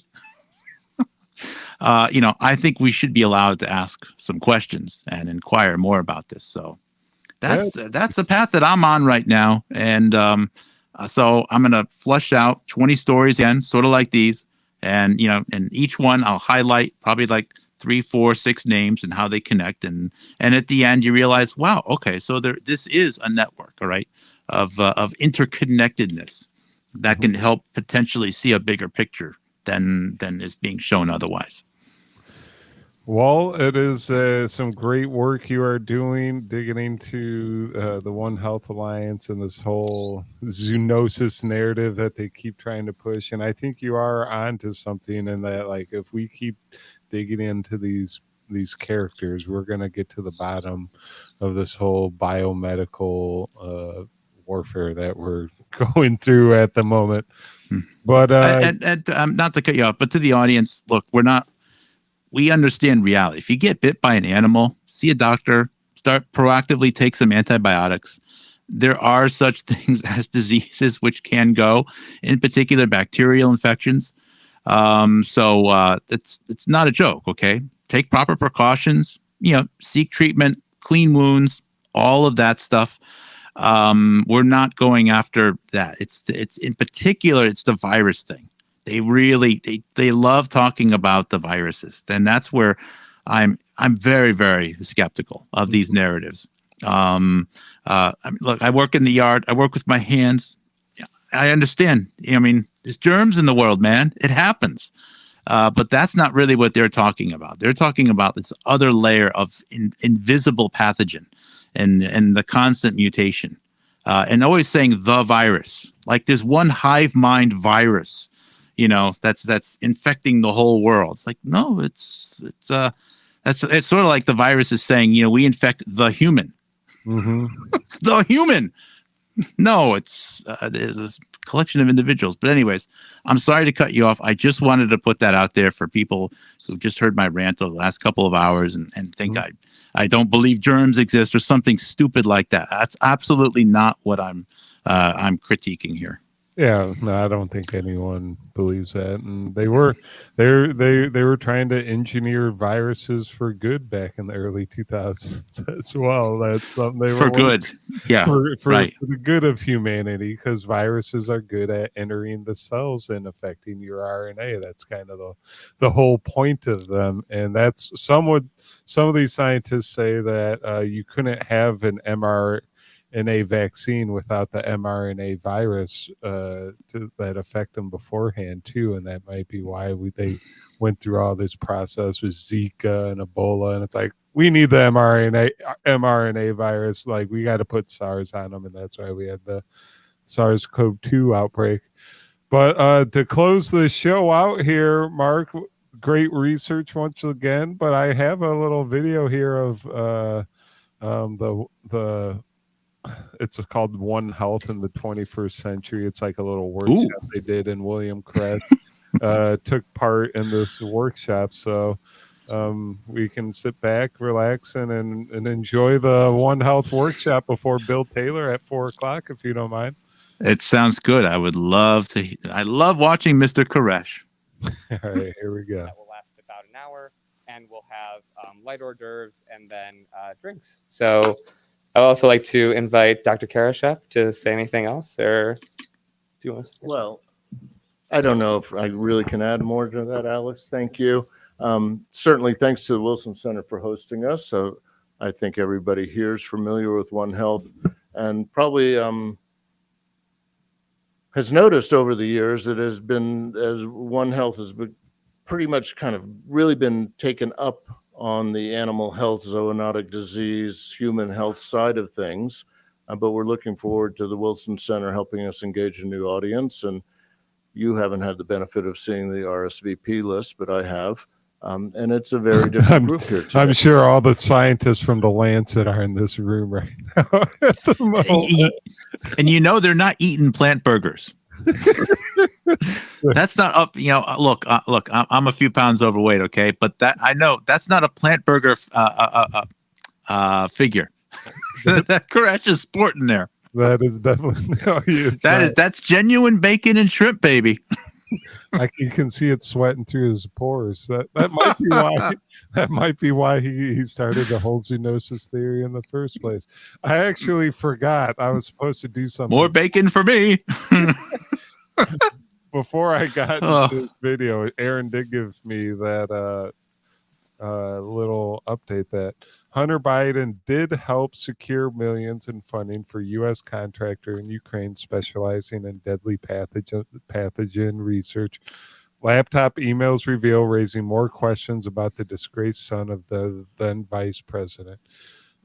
There's Hunter Biden, MetaBiota, and here's the email between Mary Gutierrez and Hunter Biden. Ooh. This was on 4/4/14 at 6:14 in the morning, titled Ukraine Science. Hi, Hunter. I hope you enjoyed a smooth flight across the pond and that this finds you and your wife enjoying a wonderful Friday in beautiful Lake Como. And I wonder if he was hanging out with Kolomoisky at Lake Como. Thanks so much for taking time out of your intense schedule to meet with Kathy and I on Tuesday. We very much enjoyed our discussion. As promised, I prepared the attached memo, which provides an overview of MetaBiota, our engagement in Ukraine, and how we can potentially leverage our team, networks, and concepts to assert Ukraine's cultural and economic independence from Russia and continued integration into Western society. The PDF compromises English and Ukraine versions of the document. Please let me know if you have any questions or require clarification. We look forward to hearing from your outcome of your discussions on this topic. Best regards, Mary C. Gutierrez, Vice President, Science and Technology Administration, BTRIC, MetaBiota Inc. So this is MetaBiota looking to dabble in the cultural influence of Ukraine. What do you think about that, Mark? what did they say? That they want to leverage the Ukrainians' cultural independence? Here, let me read it. Our team leveraged our team networks and concepts to assert Ukraine's cultural and economic independence from Russia and continued integration into Western society. So Ukrainian culture is a little bit different than Russian culture, but I don't know. Just you're a company that's exploring virus evolution, and there's something about, I don't mean it's an offensive way, but there's something about Ukrainian culture in particular that you need to leverage. Well, hey, by all means, have a company in Ukraine. I'm not. That's just an odd thing to say, maybe they may need one on Prince Edward Island too while they're at it. Take advantage of that little PEI culture. It's just a weird. I don't know. Well, you can take what she literally said, like right there, and broaden that out to what happened to SARS-CoV-2. How can we take, like, we have a virus company, we do virus research. How can we take what we know and affect the world and economically and culturally? And we've seen the result of that. They lock us down. They won't allow you to go to church. You can't go to basketball games. It's like, and is this what you guys are trying to do? And not only that, there's a lot of this research is done for the war fighter, and it's like, hey, we need to protect the war fighter. There might be a war in Ukraine between Ukraine and Russia, so these guys need their vaccines. Well, and doing the research in Ukraine, that's not gonna help avoid a war. Also, look, you're the son of the president. No, he wasn't. No, he was the son of the vice president at the time. Mm-hmm. Shouldn't you make some effort to position this value-added work in the United States? Really? You're going straight to wanting to put it. Doesn't that in and of itself just look bad? You would think so. That you think they'd have a little bit of foresight. And it's like, oh, you guys are obviously trying to hide stuff. You fire the prosecutor that's investigating stuff, everyone over there, and all your wrongdoings. And it's like, what are you guys doing? It's almost like you guys are like putting out the trail to make you seem guilty. And again, look, that's the vice president of the United States. You should have some obligation to try to, if there's some value add jobs, high tech job, shouldn't it be done in the United States somewhere? Really, why not? There's a lot of areas that would appreciate, small lab, 5, 10, 15 jobs that could make a big impact in some communities. A few good, maybe several of those jobs earning 6 figures. It just looks so bad. And at so many levels. And again, I'm very cautious to say that Russia's motivations are bioweapons. I really don't know. It just looks bad. Everything that the USA did, the optics are terrible. If they absolutely positively had no choice but to put research labs there, it's my belief that things could have been done to make it look less antagonistic. And I haven't seen those efforts. Maybe the whole thing has been some organized psyop, some controlled demolition of the United States. I'm open to that possibility. But it just looks bad. It's regrettable. And it certainly doesn't represent the decision that I think most Americans would have made on that. It's the government right now doing this. It's very, very unfortunate. So it's been my position. I'm still maintaining that position. I don't really understand all of the different oligarchs. All I can do is highlight what's happened in my own country and to encourage improvements there. And what Russia's going to do, whatever they're going to do. Putin's not my president. You only can worry about what you can control, pretty much. And we can't even control that, Andy. Mm-hmm. Can't even, really, people are arguing about who's the president of Russia. I'm like, we can't even elect our own president. And we're doing color commentary on other presidents. Come on, man. we do a lot of judgment on what other people should be doing. And it's like we need to look inward and get our own A little bit. Look in the mirror. It's like we just woke up in the morning. We need to shave, straighten out our hair, and I do need to shave. look Yeah. presentable to the rest of the world.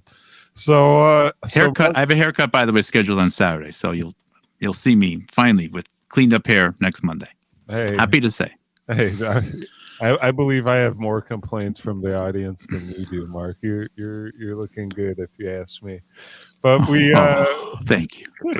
It is the end of the week for you. We're gonna have some Housatonic live replays ready for the audience tomorrow during your time slot. So thank you, Mark Kulacz, once again for coming on neighborhoodnewsstudio.com and just keep digging and breaking down the virus vaccine game and the players involved. And without you, the world might be even more close to this One Health narrative that they're trying to push. Oh. We need more Mark Kulacz out there in the world. Well, thank you for saying so. We're doing what we just feels though we have to. Thank you everyone for your support. Thanks for supporting Neighborhood News. Thanks for the opportunity to be here, and take care, everyone. I'm actually getting a request, Mark. Don't go anywhere for a second. Oh, okay. Do you mind joining in with Mr. Bill Taylor to start out his show for a couple minutes?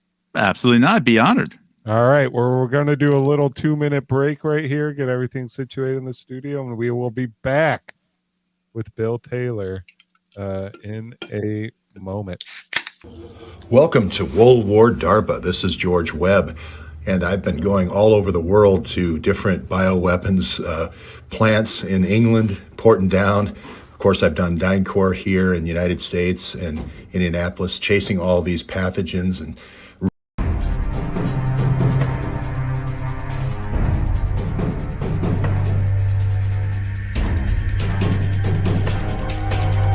started seeing like blackberries, government issued blackberries, government issued blackberries, government issued blackberries. They were blackberries. They were blackberries. They were blackberries. Man, this looks like government issued equipment. Man, this looks like government issued equipment. Man, this looks like government issued equipment. Man, this looks like government issued equipment.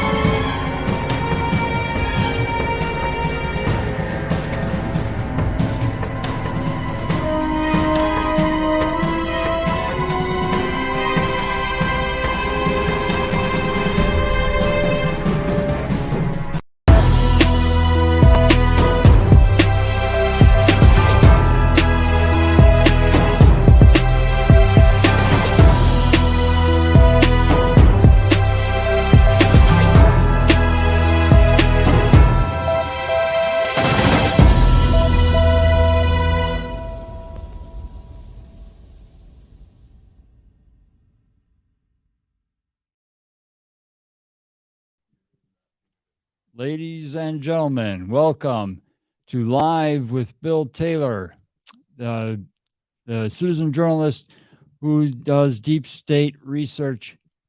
And we're going to bring him in just a second. Today is April 21st, 2022, and it's a beautiful day here in Temperance, Michigan. And we're having a great day so far, really getting into some really good material. Good afternoon, Bill. How are you? I'm doing great. How about you? Good. How does the mic sound? I have it in a different position because I cleaned my office slightly. It's a little bit low. Is it? Okay. Let me move it a little bit closer.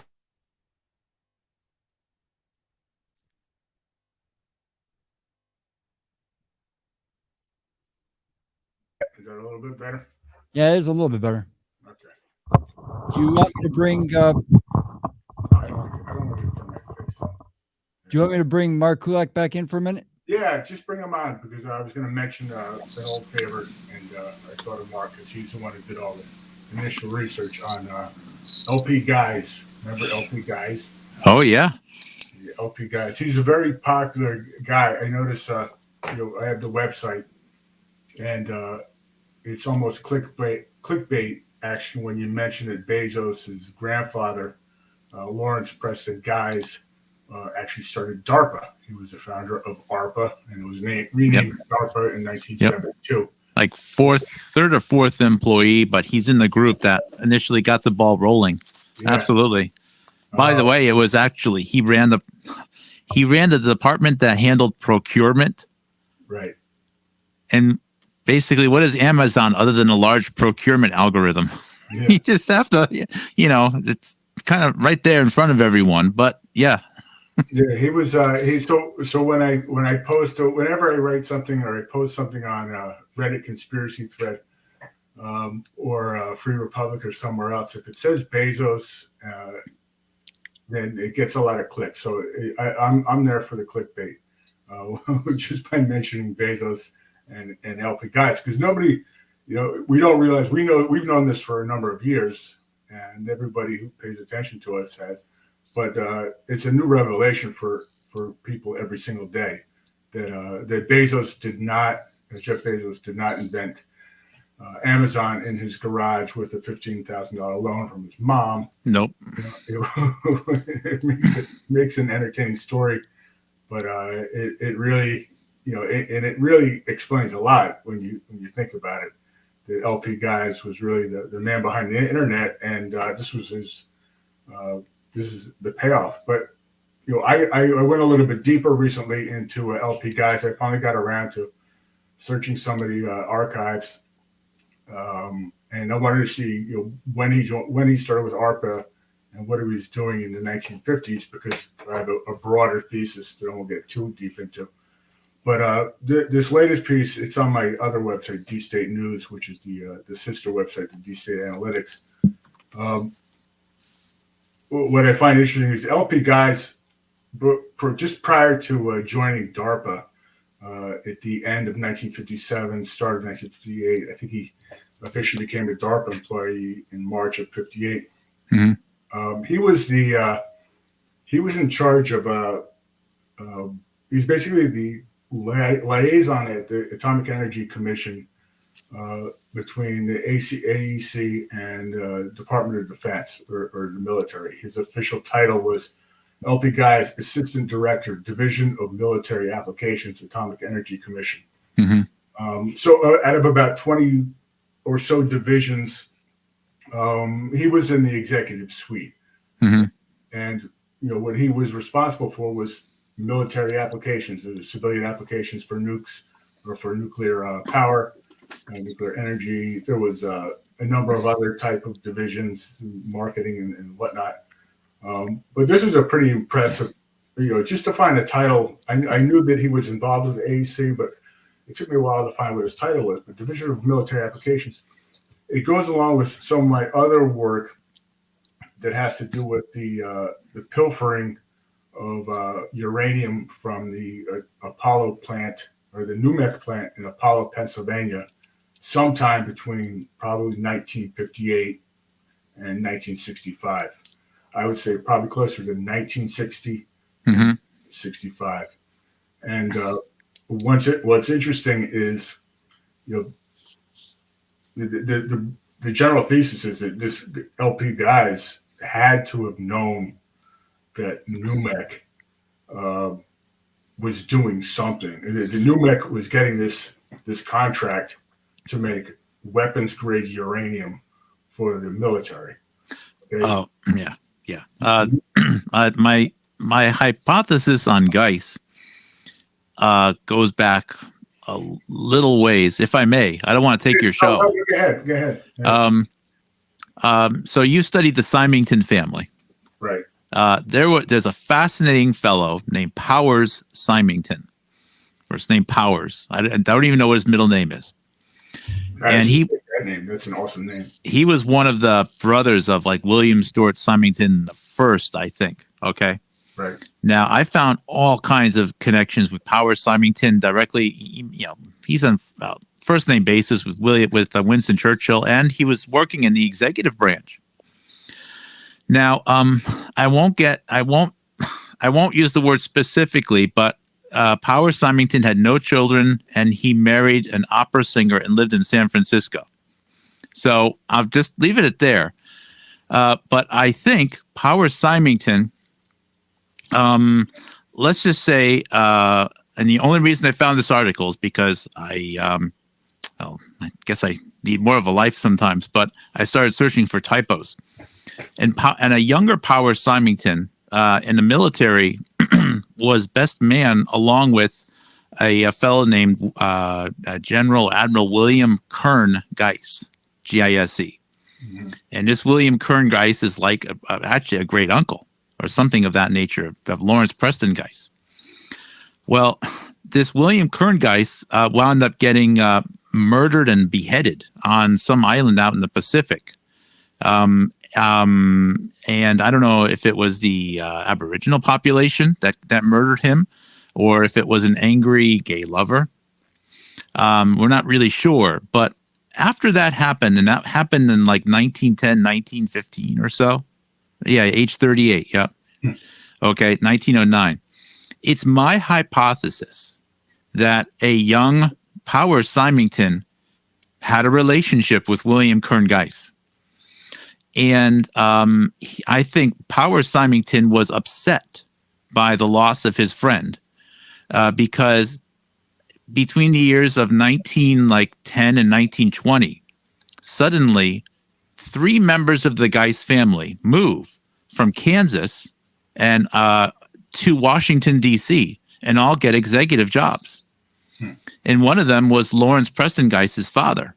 Just they were all working in the was it? I think they did. Was it mining, or I can't remember what industry they were in. They had a couple of businesses, not necessarily incredibly successful, but a good blue collar family.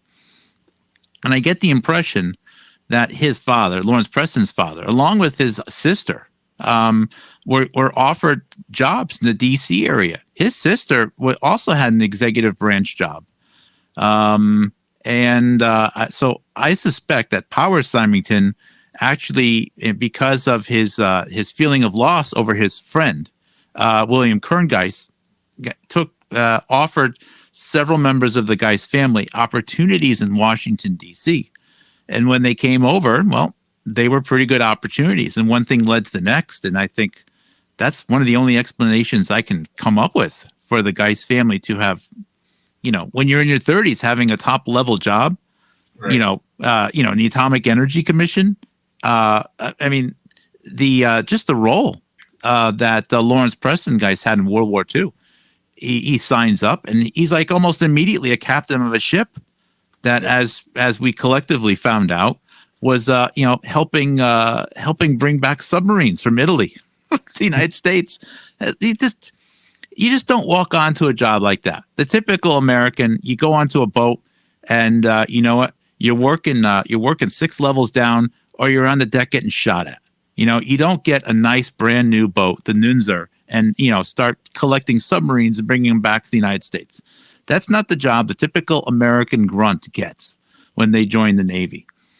More power to you if that's the role you get. But so the Geiss family, how they got into it, I really think is connected to Powers Symington. You should check up. I collected a whole bunch of articles on Powers Symington. Right. I think that explains why, again, I'm not speaking against the capabilities of Lawrence Preston Geiss, but oftentimes you need to be both a capable person and have someone that gives you a little bit of a leg up, in these industries.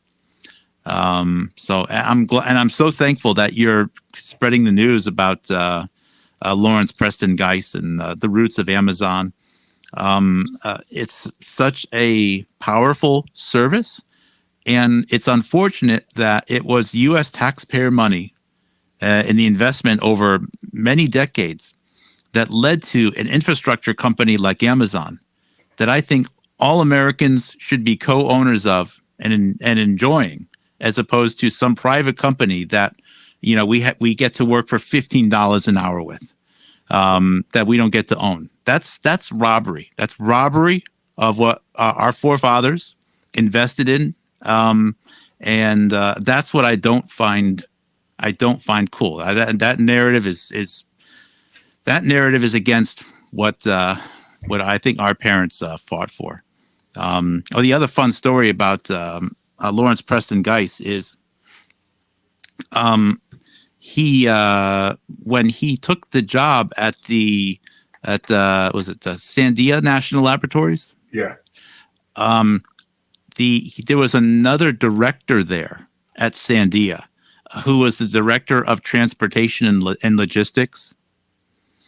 That director's son was Jeff Bezos's father.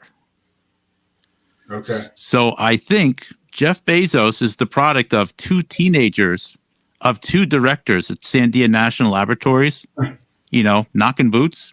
Right. And then not too long after that other director at the Sandia Lab had to leave. I think he was squeezed out by Lawrence Preston Geis. So that's another story. I think both his grandfathers had director level roles at Sandia Labs. But instead you hear the story of, his dad, rode a tricycle in a circus or something stupid. When the real story is something else. And it's all about getting us to not realize that Amazon did not come from some guy borrowing 15 grand starting an online book service. It's the result of many people and many taxpayer dollars over many decades, which we should all co-own now as Americans. And we were robbed of that. No, exactly. But I think names like Bezos, which is in the news today, to look at sort of where these people come from opens up a lot of eyes to the idea that none of this is kosher, and it hasn't been for a very, very long time. This is nothing new of sort of riding the coattails of a larger criminal syndicate or conspiracy.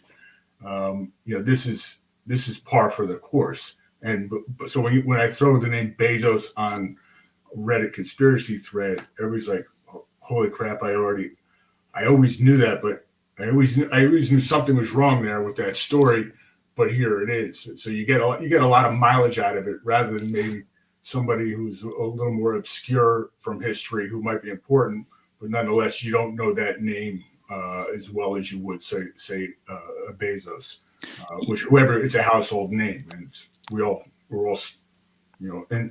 all enslaved to the Amazon Bezos fortune currently as it is. That's so true. And I'll tell you what, if you want insight as to who the real researchers are, and you're one of them on the internet, get into the show notes, or the show chat, and start drop the Bezos connection, right? Or, talk about his grandfather. And sometimes they'll say, "Oh, that's interesting," and they will never look at it again. Right. And that's how you know that there's some people that claim to be researchers, and you're giving them something on a silver platter. You and I have already done all the work. We're not going to make $1 million with a book deal or a movie. We just want it. We just want the information out there to be used and it to be built on. And you're giving it, and these other people, they won't even take it. It's like, you don't even need to cite me. It's information. Please take it and run with it. Some do. But a lot of them just like, nope, I'm going to go back to talking about something else. Like, really? This is not an inconsequential company. Right. So I'm glad you're doing that. And I agree. You have to stick with the names that people know. Bezos, Amazon, and if you want to talk about something more obscure, you have to suggest it without stating the obscure name. Otherwise, no one will ever click on it. You're absolutely right. I mean, it's how you get in the door. I mean, and people are interested. You just have to make it sort of relevant to today and entice them into just take a look at this. Mm-hmm. And they get so excited. Bezos, I knew that guy was full of shit, basically, and then it just goes on from there. Then people become obsessed with it, like unhealthily obsessed, like myself. And they start doing their own research because there's a million things to look at, and you could always use more help. There's just it's a vast archive of conspirators, but it's not infinite. It's not infinite, and there is an end to it. And if you just had enough people, you could win the information war by disclosing everything, by having some discourse over the idea. We've come a long way, Bill. We've come a long way, and you and I have had a couple conversations over the past year about maybe working collaboratively on some type of archive technology, and it's I think it's going to happen. I'm looking forward to it, and I think we have made a difference. Absolutely, yeah, it's just a very, very big mountain to climb. Right, yeah, it's a lot of names. So I'll just finish on Bezos and LP Guys. Just one of the things that people, if you're really interested in the LP Guys story, is you have to look at his immediate boss. Well, he's I would say immediate boss. So he was third in line at the division of military applications. Mm-hmm. So he's at the top. And the one guy ahead of him that is very, very interesting, and I think it's at the center of almost every 20th century false flag and incidents of treason and any type of nefarious activity that you could swing a cat at would be this gentleman named Admiral Louis Lichtenstein Strauss. Of course, he's an admiral who gets to skip all the other ranks. He becomes an admiral in World War II because he's a partner at Loeb. But he pops up in so many different occasions. He was the chairman of the AEC for 2 terms from about 53 to 58. And this is the guy who wants Israel to have the bomb. And this is the guy who's making sure that a commercial licensing division is formed at the AEC in 1958, that NUMEC is issued a commercial license, and it's after 1958 with LP Guys running the military portion of it, because the only customer for a nuclear bomb in 1958 is the U.S. military, and he's making sure that uranium is going to NUMEC. And it's going out the back door, or at least some of it is going out the back door and winding up in Israel's nuclear bomb program. And of course, JFK was adamant that he did not want Israel to have the nuclear bomb, but they got it anyway. Yep, seeing all the World War II connections here. You're much more of an expert on this Louis Strauss than I am. There are a couple of Strausses out there for people. I don't think he's related to Levi Strauss. But it's a good name. I need to. Yeah, he might be the Abraham Strauss, the department store. I believe he might be related to. He's from the West Virginia and then the Richmond, Virginia area. You have a lot of intrigue down in Richmond, Virginia. I missed the uranium stuff, man. We were on a roll there for a while. Yeah. I'm literally sick of viruses. That's just been the distraction the last 2 years. But maybe I can get back to the uranium hunting soon. I'm glad you're keeping up that work, Bill. Because it keeps popping up. I mean, we can segue, right? I can segue into Russell Brand, another popular name, right from this. From LP Guys. Really? If you want. Yeah, because Russell Brand is another clickbait article. Exactly. Okay, but we can get there in like 2 steps from LP Guys and Bezos and uranium. Ready? Okay. NUMEC was formed from 3 companies, one of which was a Santoy mining company. Okay. It was a penny stock in the Pittsburgh Exchange from about 1910 up until 1957, when NUMEC purchased it so that they could have a public offering. All right, I won't get into the intricacies of penny stocks, but they're a good way to launder money. Santoy Mining Company was once owned by Charles M. Schwab. Charles M. Schwab was the founder of U.S. Steel and financed by J.P. Morgan. So he consolidated a whole bunch of steel mills in the Northeast and created U.S. Steel, the largest steel company in the world for a good 50, 100 years. Charles M. Schwab's great-grandniece is Katy Perry. Katy Perry is married to Russell Brand. Was married to Russell Brand. There you have it. Small world. Small world, but it's not a coincidental world. It's she's the queen of the Illuminati. She is? Oh yes, easily. I like Russell Brand too. I find him very entertaining. So I don't like to. I find him. I think he's there for whether he's there for good nefarious purposes or not. I find him entertaining. I think he wakes a lot of people up. But there's always a big question as to whether he's controlled opposition or not. I would say that if he's in a, he might know some things a lot. Oh, yeah. I'm sure everyone in the chat agrees. He knows a few things. Absolutely. And yeah, I'm glad you highlight the difference between he's funny. He is funny. He's entertaining. I find him entertaining. Is he trustworthy? I don't know, but he is funny. But he's got a big audience. He's mentioning things that, okay, he's not telling any secrets. Right? This is all public information. He talks about, I watch him all the time.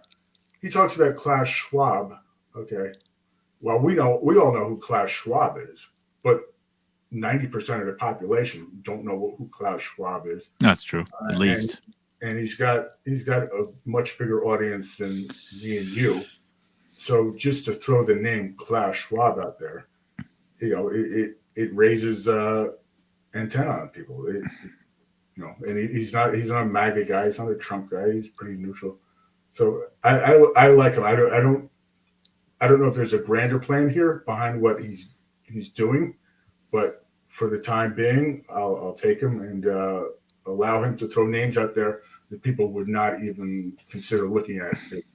I would agree up to a certain point, because why are the syndicates pushing his name out there so heavily? Well, maybe there is a grander plan. Maybe he's in on it. Maybe he's not. I don't know. But I know that what he does, for at least for the time being, he wakes up a whole segment of potential conspiracy theorists and pop culture aficionados that would normally not view any of it, take a look at any of this. The risk is always, how do you stop people from getting corralled into another pen that they can't escape? Right, and how do you leverage like someone like a Russell Brand? It's a balance. There's always that risk there of they could make things worse. So I just try to stay on my toes. Not looking for a hero. Yes. I just hope it's not a way for them to, at least in the U.S., to contain some of the QAnon crowd. Yeah, I mean, I think it's almost a completely different crowd. I mean, maybe it is, maybe it isn't. You hate to see it sort of say he does grab a lot of attention and a lot of debate as to whether he's controlled opposition or not. Whether he is or he isn't, just take it for now. Just run with it. He's providing. It's an information war. He's whether it was intended or not. He's sort of building an information army from a segment of the population which would not listen to all the QAnon stuff, or take deep dives like we do, or would even vote for Trump. He's when my teenage daughters, okay, know what Russell Brand is talking about, okay, then that's progress, because it's all about waking people up at this point. Like I said, he's not telling any secrets. He's not telling me. He's never mentioned. I'll go deeper into Katy Perry in a couple minutes, but he's not mentioning any of the vast amount of connections and secrets that run with the Perry family, which might even go back to the expulsion of the Fardom from Iberia in 1492. Wow. But we'll keep it in the 20th century. But it's a fascinating, she's a pop culture icon, right? But she's probably, if there really is an Illuminati, she's probably way higher than, so high in the pyramids, she doesn't have to get her hands dirty like a Hillary Clinton or a Hunter Biden. She doesn't have to. She could be as nice as pie. because she doesn't have to deal with any of the blood, or like the mob boss who never gets his hands dirty. Not that she's necessarily controls anything, but up there enough where nobody's gonna ever mess with her. You're muted. Am I muted? No. Oh, no, I see. I'm muted. I'm sorry. Mark, you said that you said something that to the effect that you had a short amount of time. Yeah, I'm sorry. I need to be going. Another commitment, but have a great show, Bill. Thanks for having me on for a little bit. Yeah, really appreciate it, and thanks for all the work you're doing. On the Guy's family, just wanted to. I think we covered the major points. That was cool. Well, it's interesting that you just spoke about mob bosses, because now today in southern Italy, everyone who knows, every 20-year-old knows that if a mob boss takes an early demise, their first assumption is that it was the CIA or some of the usual suspects. Right. And it probably is. Yeah, so there is progress being made, and a couple of our subscribers expressed that maybe the bad guys have already won. Maybe we should just throw in the towel. And I'm like, no, we are making headway in certain areas. I don't think that they won at all. I mean, I think they're on the run. I think the bad guys are on the run. I heard. We'll get back into Katy Perry in a second, because I think it's worth a mention.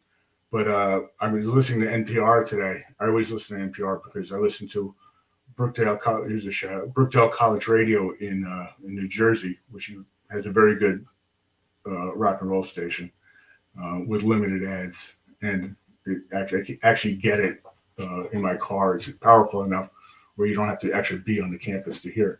But Brookdale Public Radio has uses NPR as their news source. So when they break in for news, it's always NPR. And the NPR was reading about how the Russians had decided that they were going to leave the steel mill where the Azov battalion is being held up, or where they've hunkered down, I guess you could say. And they said, the Russians are now going to seal the steel mill instead of trying to, breach it and take out the rest of the battalion, which I thought it was interesting just from the tone of the NPR's announcement. Like, why would Russia do this? It almost seems like, okay, the plan was to go in, and this comes from George yesterday, listening to him yesterday.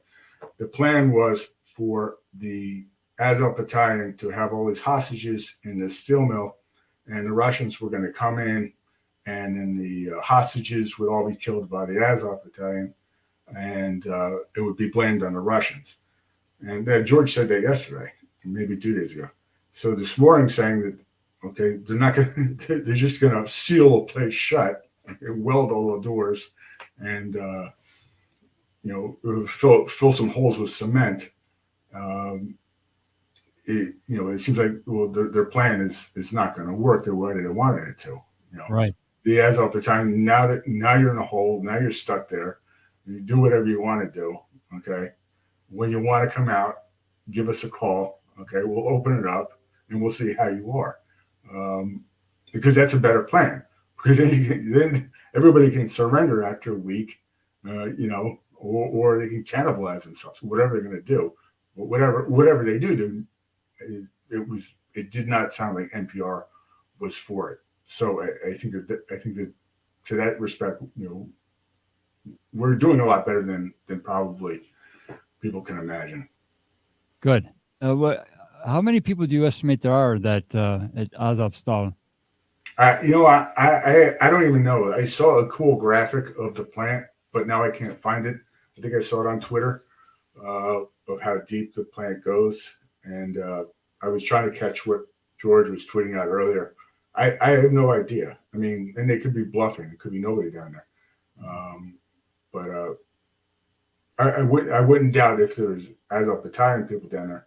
I wouldn't doubt there's hostages. There's probably also Western advisors down there too, who don't want to get caught. But I don't know. It's interesting. Well, they told me that the plant is bigger than Fiat's plant in Turin, Italy, and that already is very, very big. I live very close to that. Yeah, that's the graphic. You have to check that out.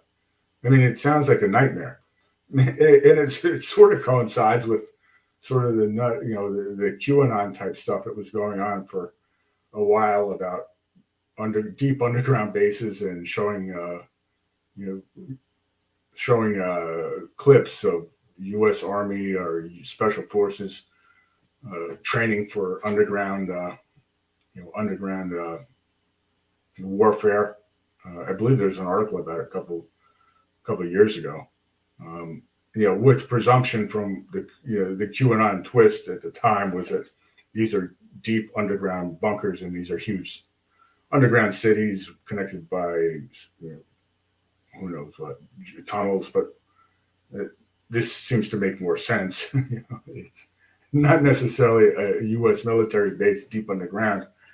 It's probably something like this, a steel plant in the middle of Ukraine that it was built to withstand a lot of heat, and built with a huge basement. It looks like. Yeah, in any case, they had 15 years to prepare for this, and so they're probably doing a lot of digging, other, not only digging, but preparations on a infrastructure scale. Right. But the one of the things that people seem to forget, and I think this just as recently came to me, the Russians have had an elaborate security and spy system in place for 80 or 90 years, 100 years, and they've always been experts at spy work and espionage, and you can't help but think that they probably deserve a lot more credit than the West is really willing to give them, and that they know everything. I made it a local matter the other day when I tweeted out that when Governor Murphy was the ambassador to Germany under the Obama administration, okay, I think the U.S. embassy in Berlin is I think the largest in the world, the largest American embassy in the world, and it's going back to before World War II. It's always been filled with spies, whether German spies or Russian spies. It's spy central. Berlin is spy central for forever, at least since World War II. You can't imagine that the Russians don't know a few things about Murphy's tenure in the embassy, as ambassador to Germany. I mean, they must have books and books on that guy. Sure. And he's certainly been up to some nefarious activities over the years. So I would tend to believe that if there was a major construction going on in this steel mill, that the Russians probably have all the blueprints and know every exit. And these are Ukrainians. You could probably, for a pair of jeans, you could probably get the secrets to anything. Well, I know that in the steel business, going back to what you said at the start of the show, in the steel business, between the two wars, there were a lot of startups, and my wife's great uncle was he was in a small steel plant in southern Italy, and he had the World War II brought that to a quick end. But after the war, there was very rapid consolidation, and this whole the EU in theory, or what they teach us in high school, is that the EU started as a in order to protect against future wars, we have to consolidate the steel industry, the rubber industry, et cetera, et cetera. And if we're all interconnected, then there will be no more war. Well, in effect, what had happened was they made it virtually impossible for any small entrepreneur to get into the steel business or copper business or anything else. Right, and I think the mining and steel business has always been closely held. In this country, it was the Guggenheims owned a big chunk of the mining and smelting portion of the cycle, the steel industry cycle. The Rockefellers, especially on the Williams side, not John D, but his brother William Avery Rockefeller, they owned a bunch of steel mills and smelting plants. And I think there's a reason for that. It's that, and I think I mentioned this before, hard commodities like metals are not prone to inflation. Having your investment eroded by inflation. Gold is always worth something. Copper is always worth something. Silver is always worth something. And these commodities, this is why they get into these business, because they're trying to deflate or inflate the entire middle class out of existence by making them hold paper, but they hold the hard stuff, and they don't have to worry about inflation. Right. And I was reading a couple of your articles and a tidbit from one of my friends in Italy, in Milan, who had a short experience with FinCEN. He pointed out that, as you have, that if you know a couple of years ahead of time that inflation is going to be 2% in 2000 and it's going to be 8% in 2021, you can make a lot of money. Yeah. And that's what we're saying. Yeah, foreknowledge is a very helpful thing if you're in the investment business. Right. Yeah. You're not subject to the regulations and laws that everybody else is.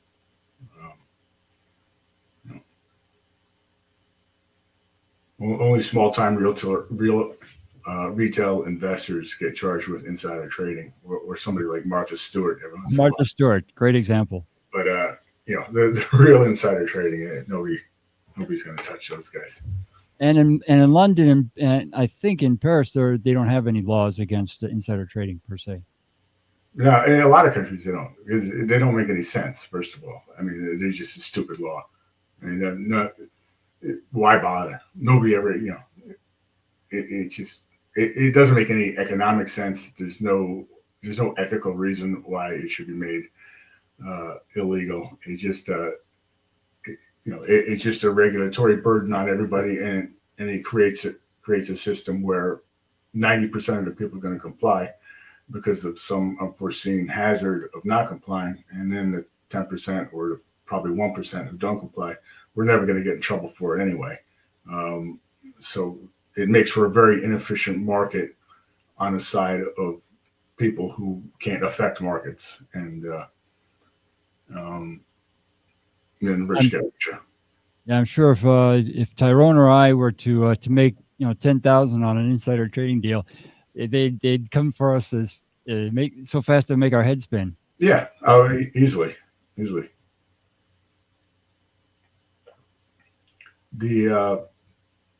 Let's see. I'm just looking at if you want to go down the Russell Brand Katy Perry route a little bit more, I could do that pretty quickly, because it's also been a hot topic. Like I said, it's clickbait. How can you not appreciate that Katy Perry is the Illuminati princess and not get hits for it? So, and with Russell Brand always in the news now.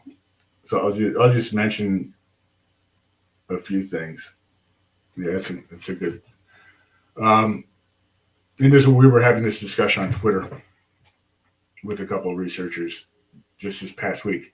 But so Katy Perry, and believe me, I'm not necessarily saying Katy Perry has any decision-making authority. I'm just saying she's sort of the center of this because of who she's related to. But if you look at Katy Perry's family tree, this Frank Joseph Perry, her uncle, which is one up and all the way to the left. Mm-hmm. Not Charles Michael Schwab, who was the steel tycoon, But Frank Joseph Perry, right next to says Barbara Lubin. Frank Joseph Perry is her uncle, her immediate uncle. It's Mary Christine Perry's brother. Okay, he died in 1995. I wasn't much of a Katy Perry musical fan ever, and still do not remain so. But I did know that her origin story is similar to that of a lot of celebrities with fake origin stories. She did not grow up singing in gospel tents in the deep South, and then was discovered in a supermarket, I think as the story goes, or 7-Eleven. She really has a lot of strong connections to Hollywood to begin with. Frank Joseph Perry, the uncle, who died in 1995, he was a Hollywood director. He was nominated for, I think, 2 Academy Awards. His most famous, he made a number of movies in the 1960s. One was Burt Lancaster called The Swimmer. His most famous movie, which gets panned a lot, but I thought it was a pretty decent movie, is Mommy Dearest, which is the story of, it's not a name, just escaped me what the story is of. Mommy Dearest, help me out here. Yeah. I know it's one of my mother's favorite film. Joan Crawford. Joan Crawford. Right. Okay. Faye Dunaway played Joan Crawford. So basically, Joan Crawford adopts the, if you don't know the story, it's a good movie. I think it's a good movie. Joan Crawford adopted a child and gave the child hell, beat her with wire hangers, which is the most famous scene. And it was just Joan Crawford was just a nut job. You wouldn't want her to be your mother, which is the whole premise of the movie. Thank God my mom's not Joan Crawford. But anyway, Frank Perry made this movie, and the connections to this movie are actually pretty impressive. Turns out that Frank Perry was married to a woman named Barbara Lubin. Right, and this is probably where he gets the story of Joan Crawford from. How do you spell the last name? Lubin. Okay, she's married to. It says Barbara Goldsmith on there. Yeah, that's Barbara Lubin died a couple of years ago, so it's Barbara Lubin Goldsmith. That will probably pull it out. So Frank was married to Barbara. It was Frank's second wife and also Barbara's second husband. Barbara Lubin was the daughter of a gentleman named Joseph I. Lubin. Joseph I. Lubin was an accountant. He owned one of the bigger, more regional type accounting firms. He started one of the bigger, more regional type accounting firms in, I believe, the 1920s or 1930s. As an accountant, he went to go, he had a partnership or an executive position in a company called Phoenix Securities. This is going back to the 1930s. Phoenix Securities was a reorganization company. So they would provide financing for corporations that were on the brink of insolvency or bankruptcy. In the 1920s and 30s, it was more insolvency type situation than in the bankruptcy laws that we do today. So they were basically loan sharks to corporations about to go under. So if you're, if you need $10,000 to make payroll, you would go to see Phoenix Securities. Phoenix Securities would give you the $10,000 and charge your interest rate of 50%, and then you'd either pay it back or they'd burn down your plant. So Phoenix Securities, one of the companies that they rescued, and probably the most famous, they rescued Pepsi Cola Corporation out of bankruptcy in, I think, 1930 or 1931. It had been privately owned at that point. And then Lubin eventually becomes the president or chairman of Pepsi Cola. Turns out that Phoenix Securities, it was more than likely, and we're still going through some of the documents, Phoenix Securities more than likely was a Lansky Bronfman cutout company. It was basically they were basically mobsters. And the Lansky profit connections do go back to the Rothschilds. So you have this Pepsi Cola company. Joan Crawford comes in when she marries the next president of Pepsi, who had a bunch of I think in the early 1940s. He died probably 5 or 6 years later. I don't have the years of timing all completely put together, but Joan Crawford marries the president of Pepsi, leaves her a big chunk of the stock that he had owned, or she inherited the stock. So she had enough stock to become a member of the Pepsi board. With Joe Lubin at the helm, his daughter marrying Frank Perry, and Frank Perry making a movie about Joan Crawford and called Mommy Dearest. If you remember, Katy Perry was also did her sort of infamous halftime show, which was sponsored by Pepsi, which is always interesting. So Pepsi is basically part of the syndicate, you could say. Well, now that I was looking at the Wikipedia page for Joan Crawford, and it said that as you just mentioned, that by marrying Alfred Steele, is that any relation to Christopher Steele? Because I know that a lot of people in Hollywood marry people in the intelligence business. Yeah, no, that's a good question. I don't know. Steele's. Let me look that name up. It's kind of a common name, but maybe. Yeah, it is. I know in England, Steele with a E at the end is pretty common, but yeah, you never know. No, that's what's a difficult. Some of this research gets difficult when you find these common names like Steele. Lubin is not a common name. Perry, though, is a very common name, and it's a difficult name to trace back. But we do trace back Perry pretty far. It's originally a Portuguese. It was originally Portuguese, and Perry is the Portuguese form of Peria. I believe it's pronounced Peria. And if you go back far enough, and I mentioned the expulsion from Iberia, it probably goes back to the days of when the Sephardim were expelled in 1492 and the years after, and they went to Amsterdam. A big chunk of them went to Amsterdam after the expulsion, and then sort of Dutchified their names, and a big chunk of them came here, and or came here by way of London, and that's how you get the Perry, the Oliver Hazard Perry family, Matthew Perry family, Commodore Matthew Perry family.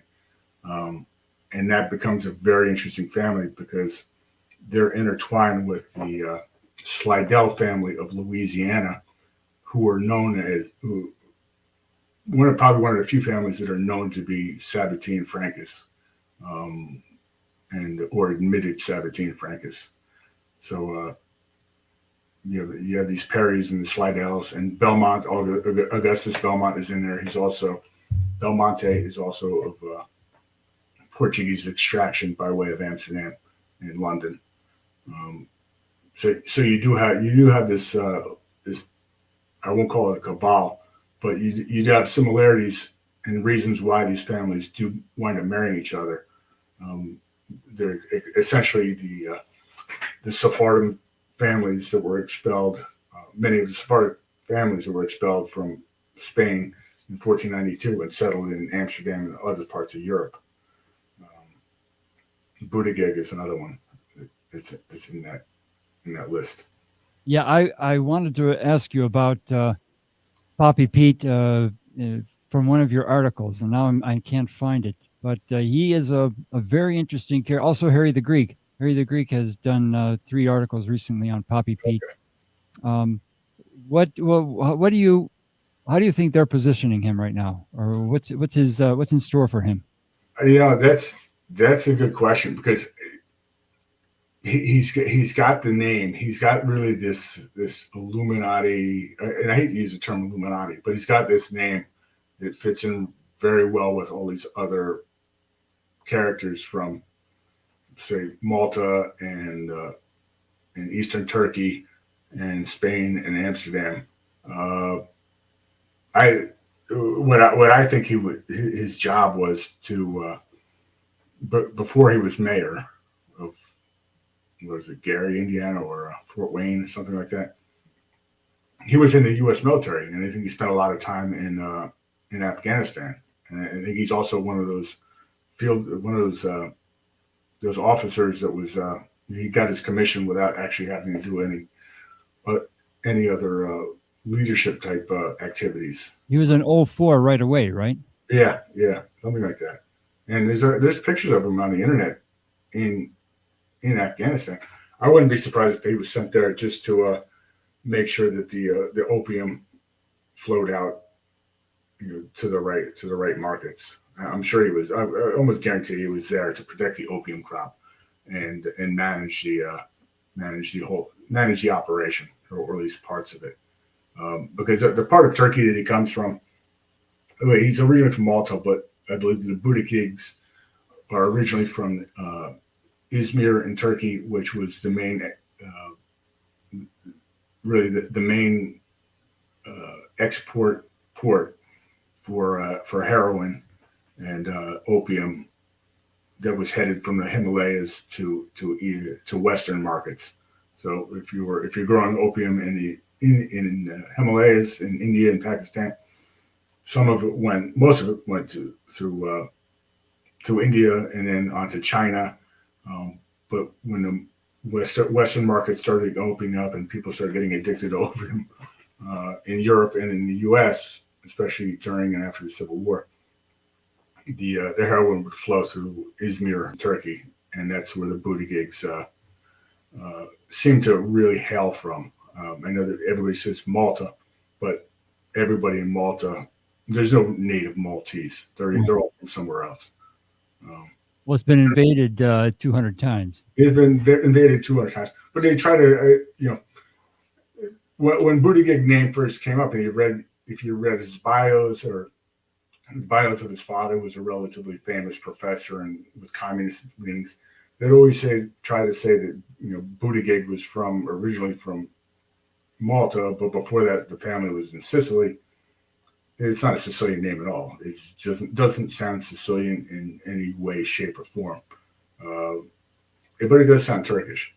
So that's where I'd say that's where they're from. And he belongs to this family that is probably been running heroin in various forms to various places for hundreds of years. I'd like to read Harry the Greek's piece, because Harry would know about a gentleman named Mifsud, which is another Maltese name. And I don't know if he mentioned this. Mifsud was, I believe, the chief of staff to one of Ohio's governors back in the 1990s. And he got in trouble for some sort of campaign money laundering activities. And he's very, but Mifsud is, that name pops up in strange places. He was a very busy guy. He had a very close connection to Mercedes Bresso, who was the president of the region of Piedmont in Italy. Okay. And so I actually came up on his name long before I met George. Mifsud was a busy guy in Italy and in Malta, as well as other places. Is this the same one from Ohio? Because there's a Mifsud. Professor Joseph Mifsud. Okay, all right. Yeah, I mean there are a few of them, and they're all related, and they're all up to no good. It seems like there's Mifsud in the Trump dossier. There's one in that. I'm not sure if that's all the same one, or it was supposed to be one that disappeared. You have to look at this one. Interesting. Well, according to Harry, he might have disappeared. Right. Yeah, Joseph. But there's a chief of, there's a Mifsud from Ohio. Okay, I think he's an American. He's been here, and he was the chief of staff to the governor of Ohio. Let me see if I can find his name. Which governor? Strickland No, or DeWine? I think DeWine. Let's see if I can find it. Paul Misford, aide to Ohio governor, Ridge advisor. This Misford died in 2000. He was friends with Ridge, chief of staff to Republican Voinovich from 1991 to 1996. He also became unpaid advisor to Ridge, also Republican on stadium issues.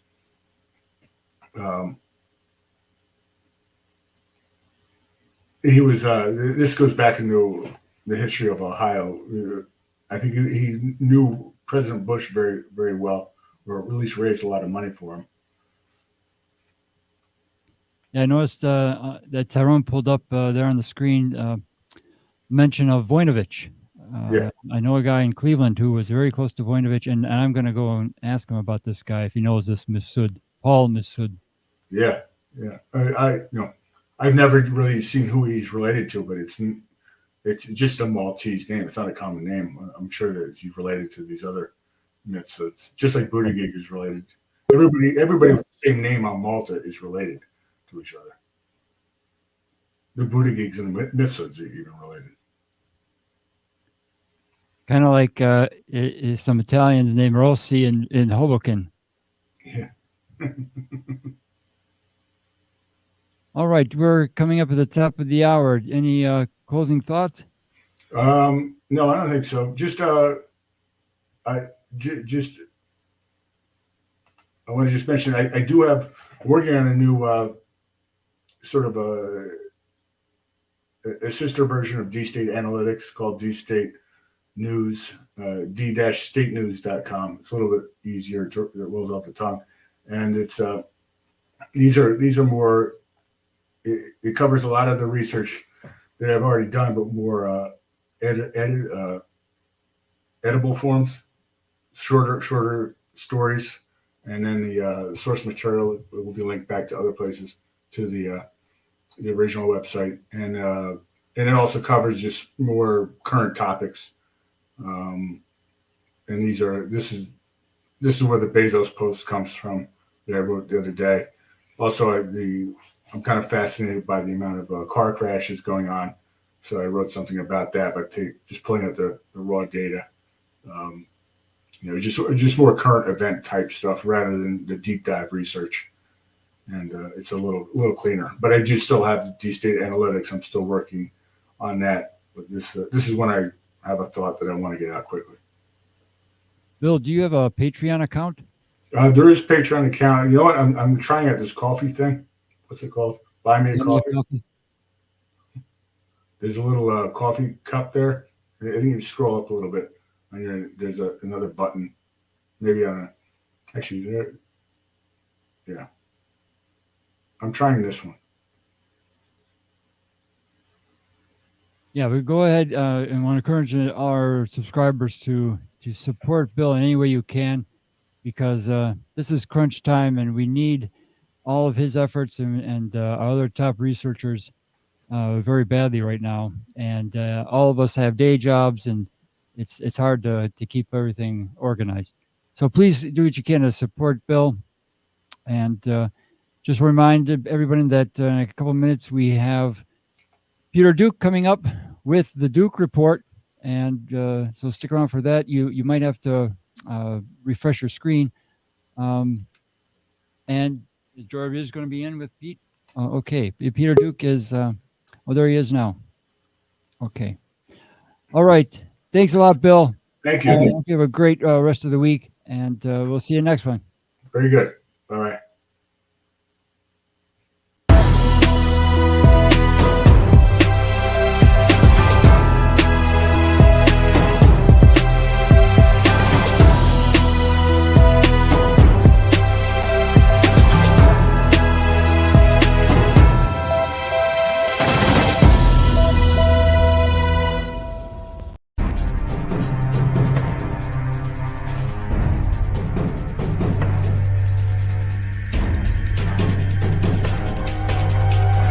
Seeing like blackberries, Blackberries. Government issued Blackberries. Government issued Blackberries.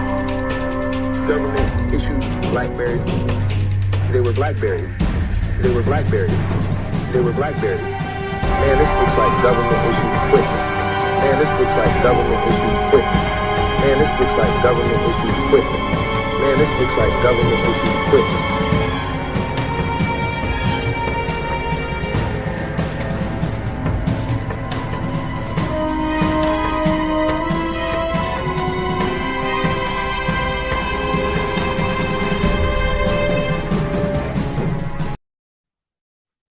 Ladies and gentlemen, we welcome the Peter Duke, George Webb, and Tommy Kerrigan for the final show on the docket today on neighborhoodnewsstudio.com.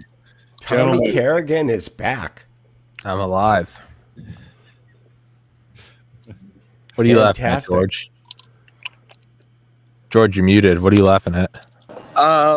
I'm going to I can't hear very well, so I'm going to just tell you where I am. I'm on my way to the Black Sea because, you always have to go to the Black Sea. If you try to get into Ukraine one way and you get shut down by missile attacks, I'm not kidding, you get shut down by missile attacks, then you have to go either to the north or to the south. Well, I tried to go to the north. They cut me off. Belarus would not let me in as an American. So now I'm in Budapest. I'll just walk you around here a little bit in Budapest. And I'll tell you where I'm not staying tonight. But Peter Duke always told me one thing. He said, if you can't find your hotel, go to some place that's light. Go to some place where there's lots of lights. So I thought, there's the big Ferris wheel, and there's the Ritz-Carlton. So at least I got a shot here, I'm going toward the light, Peter. Yeah, if you got to stay on the Ritz-Carlton, you got to start. You have to stay on the top two floors, right? Because that's the one that the Saudi princes own, right? It's always the top two floors. I won't be on that floor. No, yeah. I'm actually at the Euro Trash Hotel. That's where they throw their garbage. But anyway, that's where the workers stay. I had a horrible trip here. It was 11 hours in a bus, a stinky bus. It broke down 3 times going over the little Alps in between here and Krakow. And I haven't made it to my hotel yet. But I said, damn it, I'm on with the 3 best entertainers in news. I'm with Peter Duke. Because that's what news needs. It needs entertainment. Well, it does need a little sauce every once in a while. With CNN Plus tanking, it definitely needs some more entertainment. Yeah, how does it feel to know that the network news studio is doing better than CNN Plus this week? You guys have a better business model than CNN. Well, it's guys like you and Tommy that are kicking ass. You're interesting. You're honest. That's the first thing, is you're freaking honest. And then you're funny. Tommy's funny. Peter, sometimes you're funny. I'm never funny. I can be Tommy's straight man, though. Yes, you are a great straight man. Andy's funny. This is a great network because you get the news and we're funny. I'm never that funny, but Tommy's a scream and Andy's a scream, and you're a great straight man, Peter. What the hell is CNN Plus? It's dead. You don't even need to know. You don't even need. Well, it was a $300 million streaming subscription news service put together by CNN. Oh yeah, no. There's a woman who's a big fan of my show, and she texted me and she was like, "Just so you know, you're running she was like, you technically have more subscribers out of your apartment than CNN Plus does." And I was like, "What?" She was like, "Yeah." Well, here's the thing. I mean, you look at people like Tim Pool. Tim Pool has been kicking CNN's ass every night for like 4 years now. Like more people watch Tim Pool than watch CNN. So, good Lord in heaven. I mean, it's hilarious though. It's hilarious to watch the inevitable unfold. I don't know. It's the collapse of empire. Well, it is, only and lasted Peter- 27 days, so it was a short $300 million investment. I wonder if it was just some money laundering payoff scheme for because that 300 million went somewhere, right? Checks Yeah. got written and it went into bank accounts, and Yeah. They're supposed to send some of it to George Webb in Neighborhood News, aren't they? They threw us out, Andy, but I've got an appeal going on in the court of 6th District. But what I wanted to talk about tonight was just our coverage of Ukraine has been better.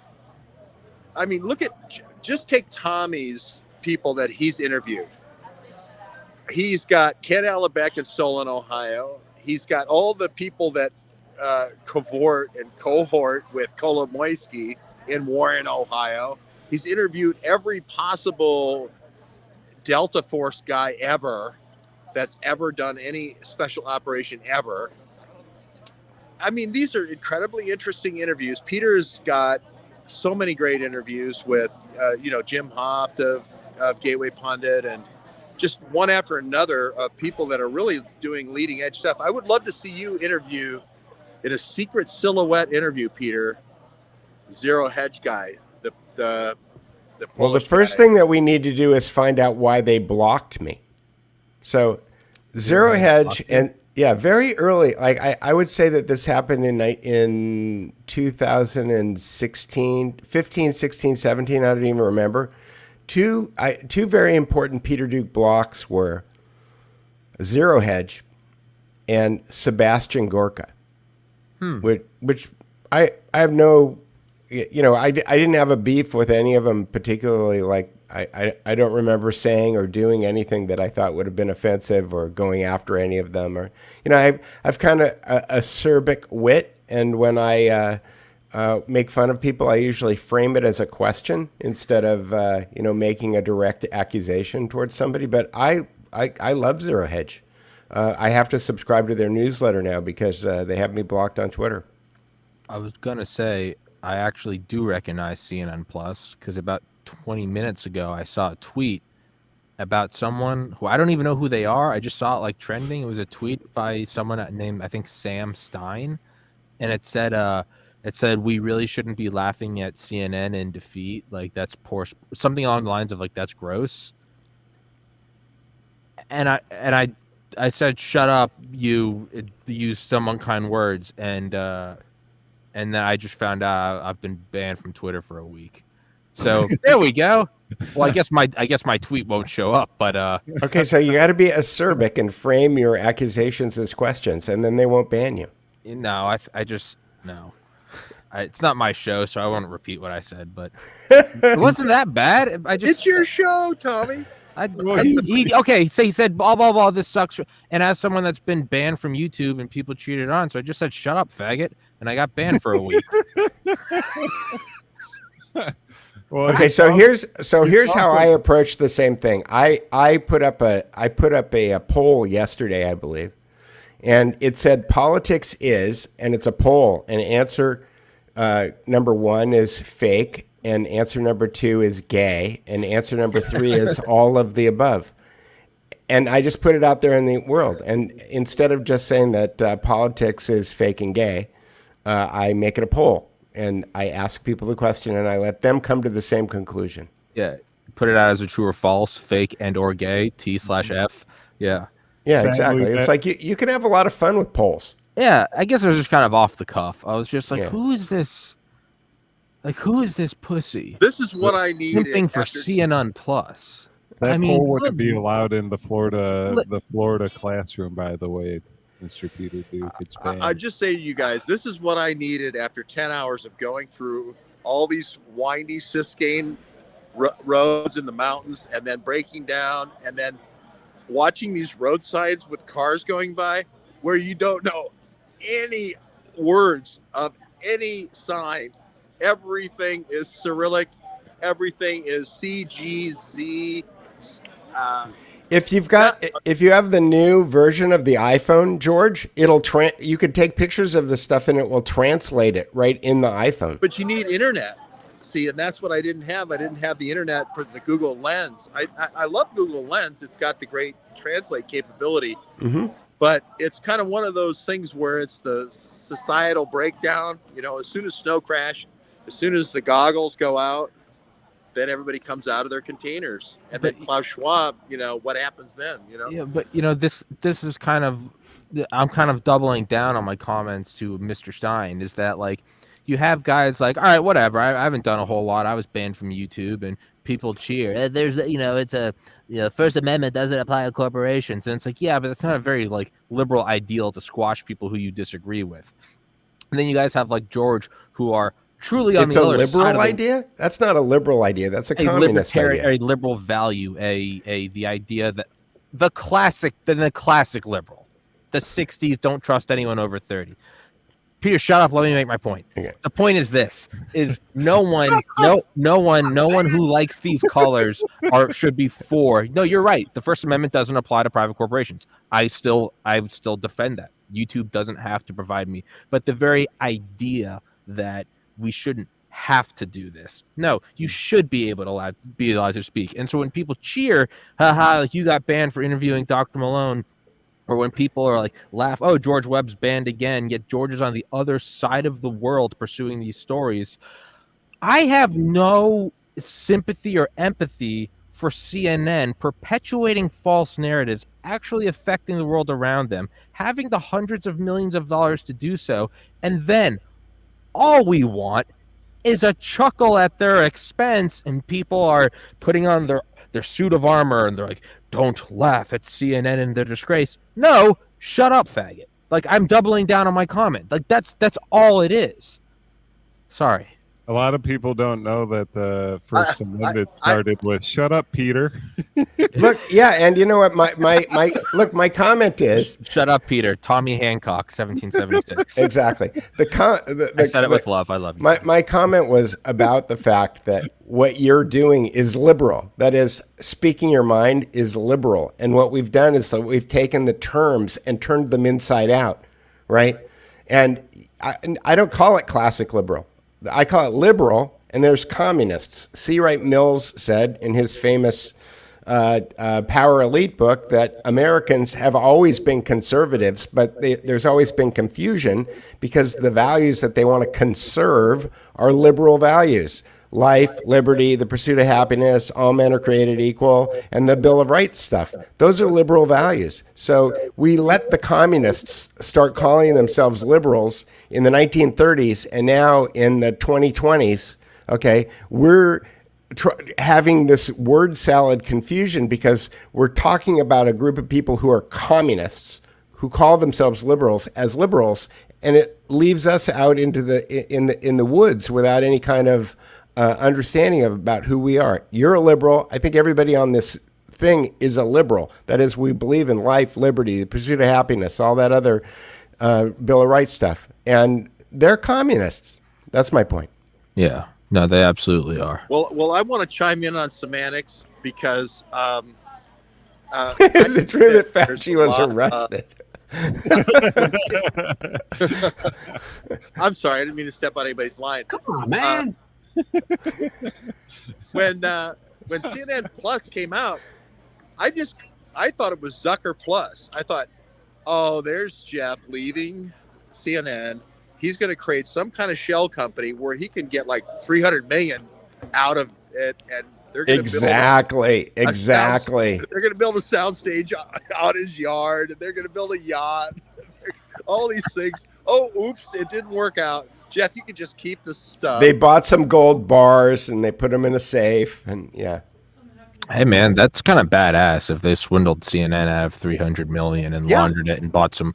I mean, that's hell yeah, that's awesome. I think the world is so much easier to understand if you just think of it as a giant Coppola movie. Like, these people are just all gangsters, right? Yeah. These are all gangster moves, and if you start thinking about it that way, things make a lot more sense. Yeah. Even he was a mobster. Do what? If you look, yeah, you're right. If you look them at all like they're mobsters, it provides a great insight. So, Peter, do you want to get into some articles on the Duke Report here? I mean, we could. The highlight today is, oops, accidentally another major food supplier just burned to the ground yesterday. Like, oops, how did that happen? And if you dig into the article, I love this Organic Prepper website. They're great. But if you dig into it, they're thinking that it might have had something to do with a cyber attack. So you get two for the price of one, right? You get the food, and it's organic food that's being targeted, which means that the only thing that you're going to be able to get in the supermarket is going to be the GMOs. So, so you get the double whammy. You get the GMO. You're not going to be able to get your organic food, and you're going to have to eat the GMOs. And oh yeah, it looks like it was a cyber attack that burned the factory down. Wasn't that a conceit in Mr. Robot? Didn't they do that in Mr. Robot? It looked like it was a cyber attack from unvaccinated Canadian truckers. Oh, Christ. Well, then fight back against all of it. Oh, I love it. Oh, my God. Yeah. I mean, keep going, Peter. I'm sorry. I'm just touring around to give you a little bit of the, That's okay. I'm looking for. There was a wry comment from my new favorite Twitter account, which is Klaus posting W's. I have to go. Who made an incredibly funny comment about this story? Peter, can I get your thoughts on Florida passing that bill against the self-governance of Disney? On one hand, Disney does seem like a giant pedophile conglomerate, but on the other hand, I have to stay true to I don't like the idea of government stepping in and thrashing a company, even if I don't agree with them and they are a woke steaming pile of shit. Because if I condone this today, then I have to condone it tomorrow. What are your thoughts on that? I don't know enough about self-governance. Right. Well, I mean, I was just talking to a friend of mine about this earlier. I believe in capitalism, right? I believe in those, kind of sovereign rights that corporations have. However, when they start to act like monopolies, or when they start to act as monopolies, I think that they put themselves into a position where they need to be regulated. And I've talked often before about Section 230, about how I thought Trump, all he had to do is have Ajit Pai send a letter to Facebook and Twitter and tell them that they were in violation of their Section 230 protection, and that they were not going to be able to protect themselves. It wouldn't have required any kind of congressional action or anything like that. But Disney is an interesting case because Disney has always done things in a way that kind of allowed them to kind of skirt convention. Specifically, Disney does not have employees. Disney has cast members. If you work for Disney, you are not an employee. You are a cast member. And the reason that Disney has cast members is because Walt was faced, when the civil rights movement was happening in the 60s, Walt didn't want to have to kowtow to political correctness in order to cast his characters who are walking around the theme park. So the way that they got around it was that they made everyone at Disney a cast member. So when you get your ID, when you get a job at Disney and you get your ID, it's your cast member ID. So for a long time, Disney has been doing things like that. So specifically, what is this law? Because I'm not sure that I read about it yet. It happened today. I remember self-governance because I just remember reading a book in college about how Disney was technically its own government. But a bill was passed today. I think it was proposed yesterday, but it was passed today, April 21st, 2022. And it's removing Disney's, ability for self-governance, which means there's a whole bunch more taxes they have to start paying, which again to me is absurd because as a more conservative guy, I don't like the idea of cheering on now you got to pay to the government, and it's wait, hold on, what am I cheering? But they were stripped of their self-governance, which it thinks I think if I understand it, so Disney World is huge. It's bigger than a lot of counties in the United States, and yeah. I believe that when Disney World was created, that their own fire department, their own waterworks. They are their own municipality. So I think that if I understand it correctly, that they've been stripped of their ability to do that. So isn't that the whole point of like the Epcot Center in the first place? You know, except they never built it. I guess they built the main street at Epcot. I had many friends who worked at Disney who were supposed to work on Epcot, and that kind of ended with Eisner. Like it's a half a theme park that never got finished. Epcot. I guess my concern is, you know, it's not a coincidence that this happened now and not once in the last like 50 years. There's clearly animosity towards Disney right now, specifically within Florida, specifically within Republican politicians. I don't like as much as I'd love to cheer on the destruction of that pedophile steaming pile of shit.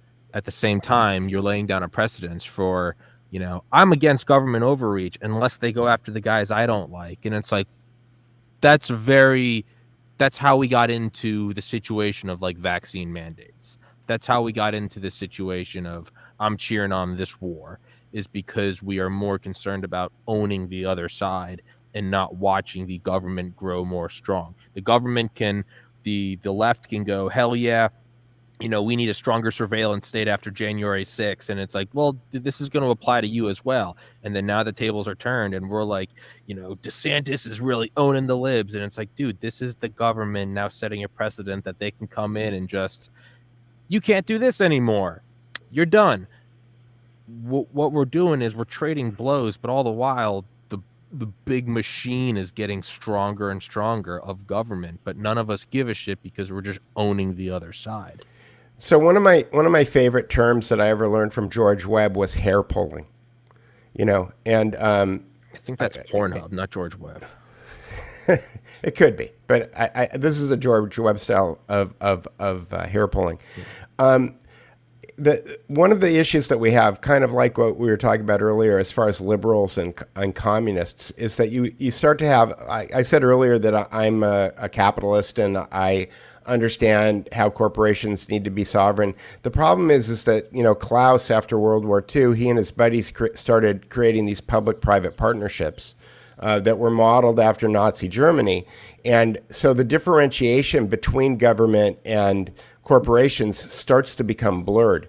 And in a perfect world, like, you know, people ask me what kind of economic system. I like capitalism. I don't think that we live in a capitalist country. I think that we live in a country that is ruled by, if you look at the relationship between Boeing and Raytheon and Lockheed and General Dynamics and the United States government, okay, that's a public-private partnership. And those are controlled monopolies. If you look at Facebook and Google and Twitter, those are controlled monopolies. You don't see a lot of people say, "Oh yeah, go build your own Facebook or go build your own Twitter." Well, you can't do it when those companies. You know, Sundance wrote a really interesting editorial a couple of days ago on Conservative Treehouse about Twitter. He called it Jack's Coffee Shop, and he made the analogy that Jack Dorsey opened a coffee shop, and he had an advantage, and the advantage was that he gave away free coffee, you know. And when other people started to try to open coffee shops, they found out that you can't open coffee shops with the give away free coffee because you can't make any money doing it. And then people have found out virtually by Elon Musk's trying to bid for Twitter, that it turns out that maybe the reason that Jack can give coffee away for free is because Jack's partner on the back end is the United States government. And the House of Saud. What? And the House of Saud. And the House of Saud. So in a purist kind of sense, I totally agree with you. I'm 100% on board. I'm just not sure that what we see is what's actually happening, and that's you know, that thank you George Webb, because Toto's continually running to the back of the booth and finding another curtain to pull back. Well, my comment on this dialogue here, which is very interesting, is we all seem to have a sense of what reality really is, and even though there's all this money, like trillions, being put into this kind of programming, we all kind of like reject it and say that's not real. Yeah. You know, and that's the amazing part to me, because when I was like I don't know, 11 or 12 and watching I Dream of Jeannie after school or whatever, I thought, you know, maybe someday I'll have, a lamp, and I'll be able to, have a genie, but but we all get out of that. We all realize this is not, the Congress isn't really Congress. It's just a big show, and it's really Klaus Schwab running things. We all know that intuitively. So whatever they're doing that they think is so, so mesmerizing or hypnotic is not working. I mean, that's the one thing I hear from all of you is you all know what's really happening.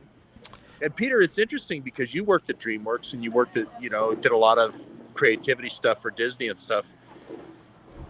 And that was all great entertainment. But at the end of the day, you knew it was entertainment. You knew it wasn't news. Like when you say great story, bro, right. It's like you have no facts to back it up, but great story, bro. We somehow have this sense of being able to throw it all out, even though they've spent so much money on this. Well, we do. And, somebody was talking to me about the Duke Report earlier today. And, one of the things that I try to do on the Duke Report is not preach. It's all links, right? I don't have any editorial opinion. The only thing I'm really doing is I'm curating the content that's on there.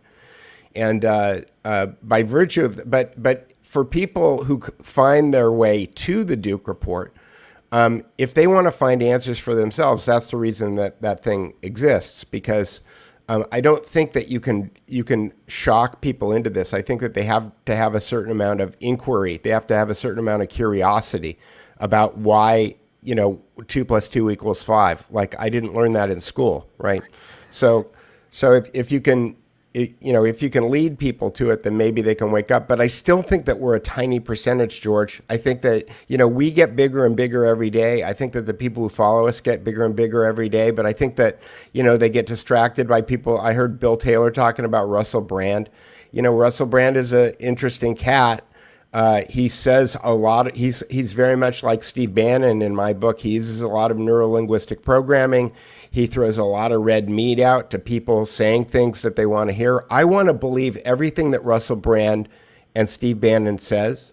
I just don't trust them. And I think that there is a lot of kind of attention farming. I call it attention farming, where people are out there and they're trying to gain control of audiences. They're either trying to gain control of audiences for power. They're trying to gain control of audiences because they're grifting and they're making money. They're trying to gain control of audiences because they're controlled opposition and they don't actually want people to find out what's really going on. And so they can take them, down the road and then at the last minute take them into a cul-de-sac where they, the Q cul-de-sac where they crash and burn. The Monkey Works cul-de-sac where they crash and burn.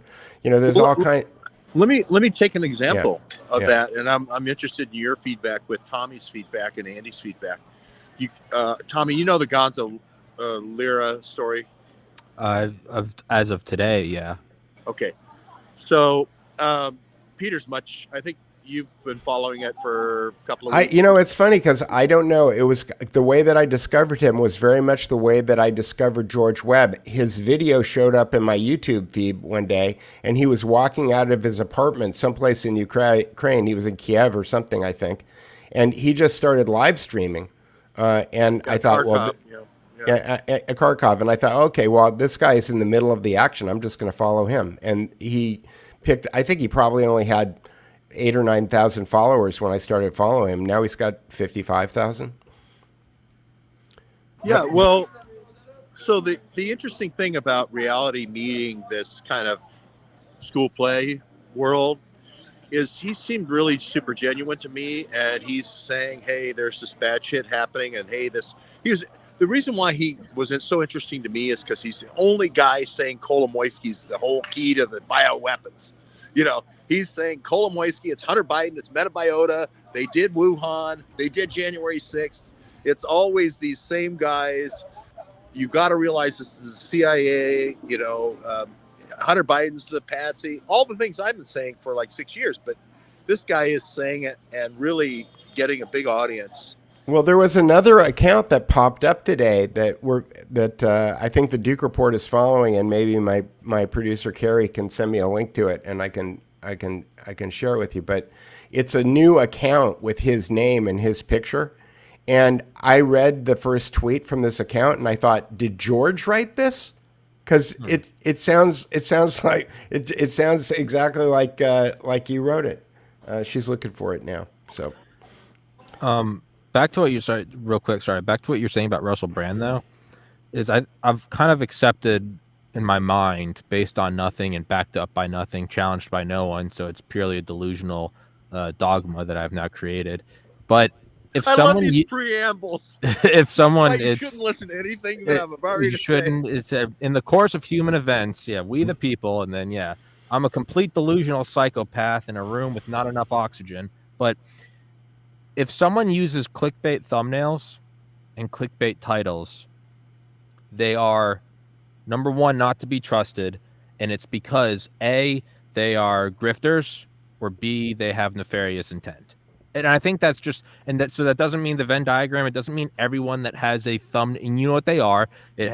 You want to show the whites of your eyes, your mouth is open, you want a white thumbnail around you with bright colors, and then at least one word, not all of them, but one word in the title is all caps. You see Tim Pool do it. I don't think that necessarily makes him bad, but the ones that are pushing this shit, like Russell Brand, are, I think, regardless, I really don't think they can be trusted. But it means it's either A, because they are grifters, or B, because they are, like you have said several times, Peter, you don't trust them as far as you can throw them. When you see something like that, look at George. You go to George's Twitter. George's Twitter is just, it's just statements, and it's just, the thumbnail is just the first frame of the video he's taking. And I know that may sound stupid, and it may sound like I'm being like meticulous, but when you're trying to just portray a story or put something out there, that's all it is it's just, here's the thing. I got the thing. It's no, Klaus Schwab said what? To me, that's either someone who's trying to just grift, or it's someone who's trying to use the same language that everyone else is using so that they can get into the zeitgeist. I don't trust Russell Brand at all. I don't know what's behind him, but it just doesn't, it seems too artificial. Sorry. No. I agree with you. And again, Scott Adams turned me on to hypnosis 4 years ago. I started studying hypnosis, Milton Erickson. I started studying the CIA version of hypnosis, which is called neurolinguistic programming. Basically, the way neurolinguistic programming works is that in order to teach operators hypnosis quickly, they came up with this system by virtue, and what you do is you analyze the words that people are using to construct sentences. If you think about it, hypnosis is just using language in order to change the frame that what people are that they frame their reality on. And in the 100 years ago or 200 years ago, if you took the trivium at university, you learned rhetoric. We don't learn rhetoric anymore. Rhetoric is just basically hypnosis with words, written hypnosis.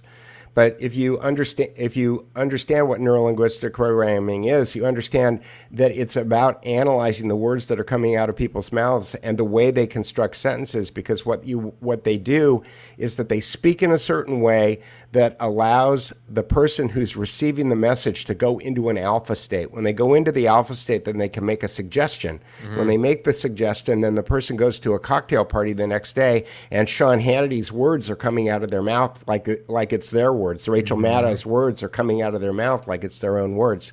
So Russell Brand uses neurolinguistic programming. Sean Hannity uses it. Rachel Maddow uses it. Tucker Carlson uses it. Steve Bannon uses it. When you start to recognize these patterns, okay, then you start to wonder whether or not they've got a really good writer who just came from Langley, or whether or not they were taught this, or whether or not it's just a style that they picked up. You don't really know. But the reality is that, like I said, it's attention farming. And to your point about thumbnails and clickbait headlines and things like that, this is all attention farming that you're noticing. Yeah. What do you think? What kind of programming is Joe Biden using when he talks? He's got a thing in his ear, and he's repeating whatever the words are that the person is saying. But in a weird way that actually kind of dovetails back into the point before Russell Brand about George talking about how we see their trillions of dollars of investments into propaganda, into stories, yet we all know they're kind of bullshit. To me, although it's optimistic that we see through it, at the same time, it speaks volumes to the power of the state in that it doesn't matter if we see through it. It's out to just, you know, you don't have to just send out riot police. You can send out the tanks. It doesn't matter that we all know it's bullshit. We still keep partaking in the system every day. There is, and I'm not obviously not calling, but there is no violent overthrow. There is no nothing. We all go, I know, everyone knows that the government whacked JFK. Everyone knows there are fishy things around the Gulf of Tonkin in 9/11. Everyone knows the COVID story isn't what we think it is. And we don't, and no one does anything. And again, because I have had troubles with this before, I'm not calling for action by anyone to anyone. But although it's good that we see through it, at the same time, it speaks volumes that it doesn't matter. So, you know, what neuro-linguistic programming is Biden using? None. He's a geriatric, dementia-riddled pedophile who is placed and is an illegitimate regime. We know it. They know it. They know we know it. And we know they know we know it. And no one's going to do anything. So in a weird way, it's kind of blackpilling. Sorry. Right. Well, yeah. Well, Michael Hoffman talks about the whole phenomenon that you're discussing in his book, Psychological Warfare, Secret Societies of Psychological Warfare.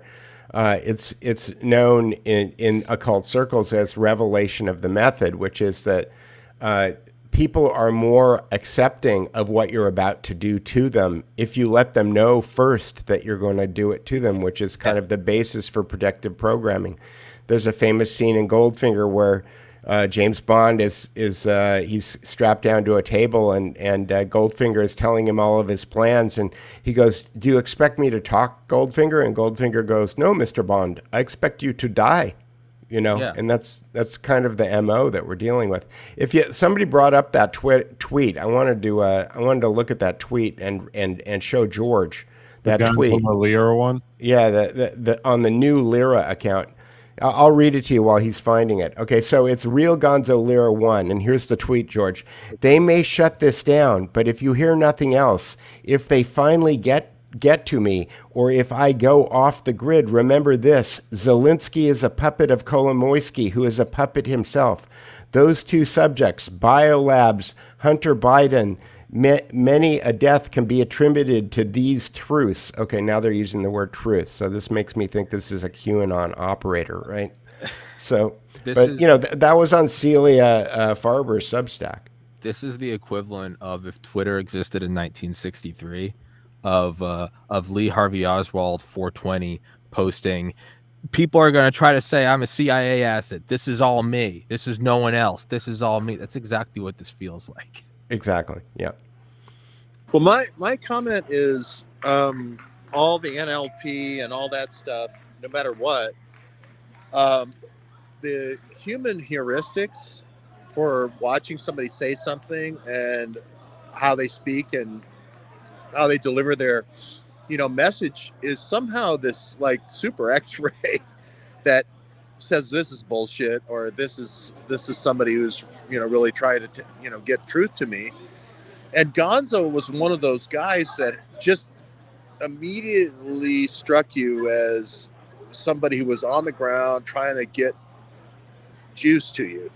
And Russell Brand is like trying to, comb perfume into his chest hair and get the next, movie deal. You know what I mean? It's just Comb kind of a sick situation, and, where you really should just kind of take the money and run, Peter, when people are 2 or 3 years too far into their, modeling career. And that's where Russell Brand is with his thing. And he's trying to retread himself as a truth spokesman. Whereas Gonzo came in and he had the glasses and he had the hat and everything. And I don't know if it was an act or not, but man, he was saying Kolomoisky's the guy who's projecting these bioweapons all over the world. He's the guy who did Wuhan. He's the guy who did this in Africa. He's over here. He's over there. It's Metabiota. It's all CIA. It's and I'm like, whoa. Even though he was repeating back to me things that I'd said over the last 6 years, just hearing somebody else say it was so refreshing. And the fake account that came out after the death, because this guy Scott Ritter is saying he's dead. A lot of people, Ava Bartlett said he's not been heard from, and that she's kind of like the female Walter Cronkite. I'm like, wow. When Ava Bartlett says somebody really didn't get heard from, I'm like, whoa, that's really bad. And so I went through a kind of a depression yesterday that he's probably dead. And I was kind of trying to get into trying to get in there and see if I could get to him.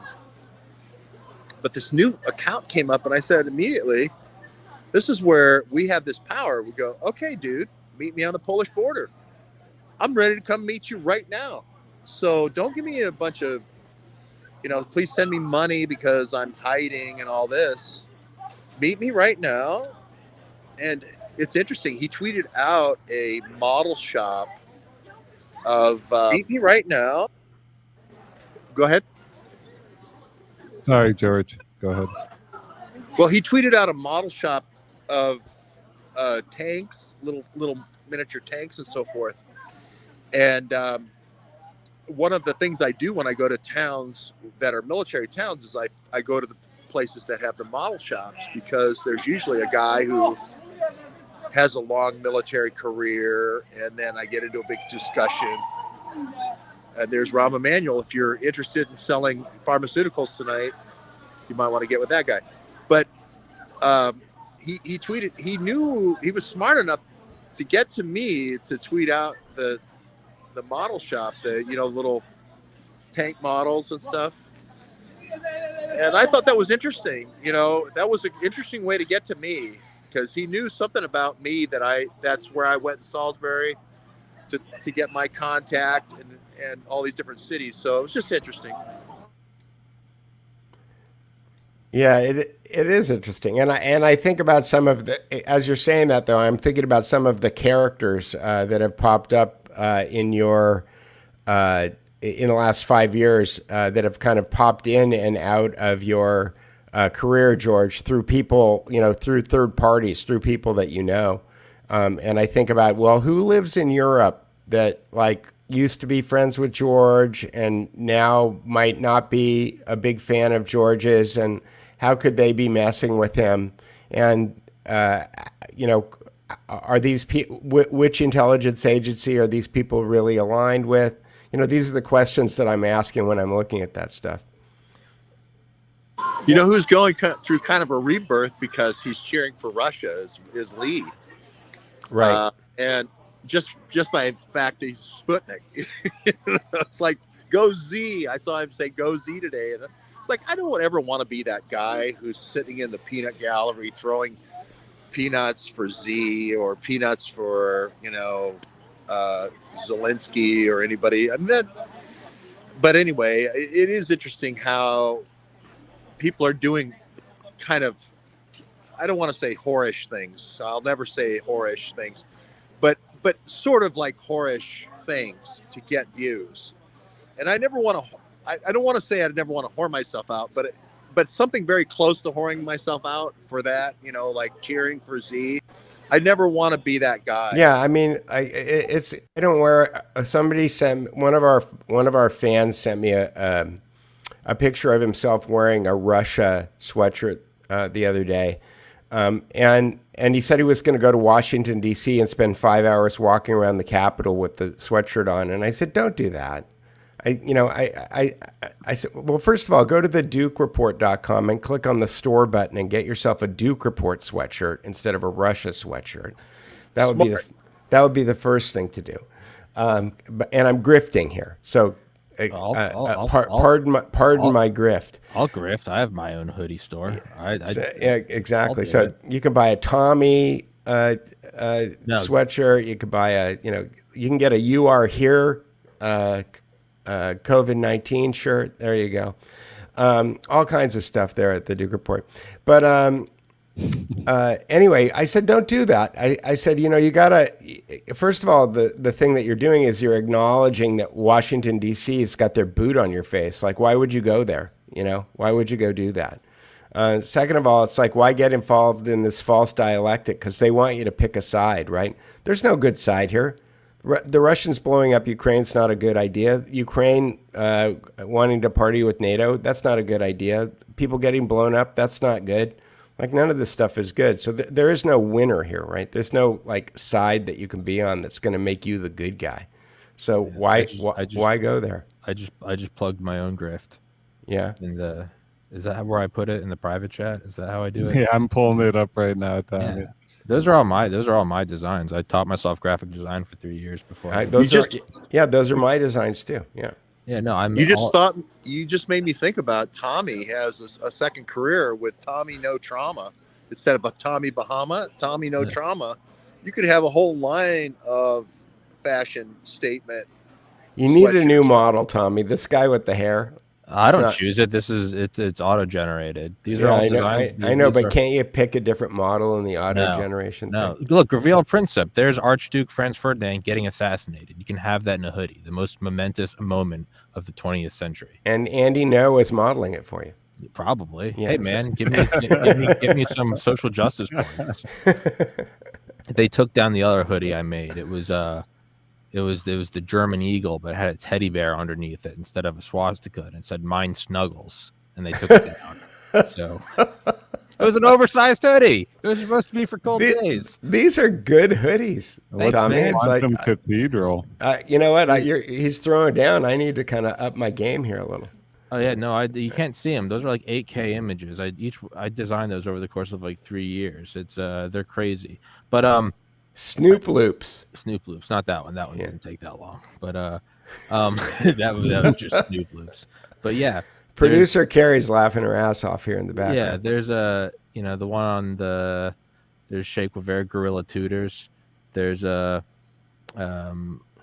top left Alex Jones. That's Alex Jones as the Vitruvian Man. He's as Da Vinci, and that text is one of his 10-minute rants on Joe Rogan. And I actually scanned it onto I wrote it onto a high resolution scan of Da Vinci's parchment. It's about as historically accurate as you could get if Alex Jones was Vitruvian Man. But you don't have to grift for me anymore. I might need to get that. I made them all, man. You can't tell, but they're Post Malone, BRT, Bert. Yeah. That's and then the thought thickens. Yeah. But you do need a new model. I don't get to choose it, man. I'm lucky enough that the model doesn't have blue hair and is a pregnant man or whatever the fuck it is. See, this is my point: is whatever their programming ideas are not working. It's not working. Yeah, it's not working because Tommy's obviously not bespelled by this, and Peter, you're certainly not bespelled. If people bought this stuff instead of Cube, we'd be one step closer to saving the world, right? Oh, I definitely agree on the Duke Report. If people would have had the Duke Report at Jan 6, the world would probably be all drinking Coke right now, or maybe Diet Coke, and teaching the world to sing instead of. Videos. Oh, here we go. Look at this. Yeah, I don't even know what this one is. I just made it. It's looks like something Beyonce would wear. I hope so. That looks like something John Lennon and Yoko might have knitted. This is some nice occult shit. Yeah, it's awesome, man. But Sir Crowley would love you. I know, right? Yeah, but more importantly, Elon Musk. Do you think that to apply the equal? I like Elon Musk. I think he's an inspiring figure. The amount of shit he does. I know he gets government subsidies. I'm aware of that, but. In the same way that I can't cheer on, I can't say let's own the libs, but at the same time be cheering on the attack on a private corporation, Disney, by the government, something that I personally, in my soul feel is bad, and I'm tempted to cheer it on because Disney's bad. In the same way that I'm attacking Russell Brand, I kind of feel like I need to apply that same criticism to Elon Musk, in that I love him. I think he's great, but he uses a lot of the same things. You know, when he tweets like 420% of statistics are 69 times wrong, and it's just like, hey, he used the sex number and the weed number. And it's like, hey, look, he tweeted Dogecoin. Like, isn't he so relatable? And it's like, the dude's worth of $1/3 trillion, and he's in bed with the NRO and the National Geospatial Agency.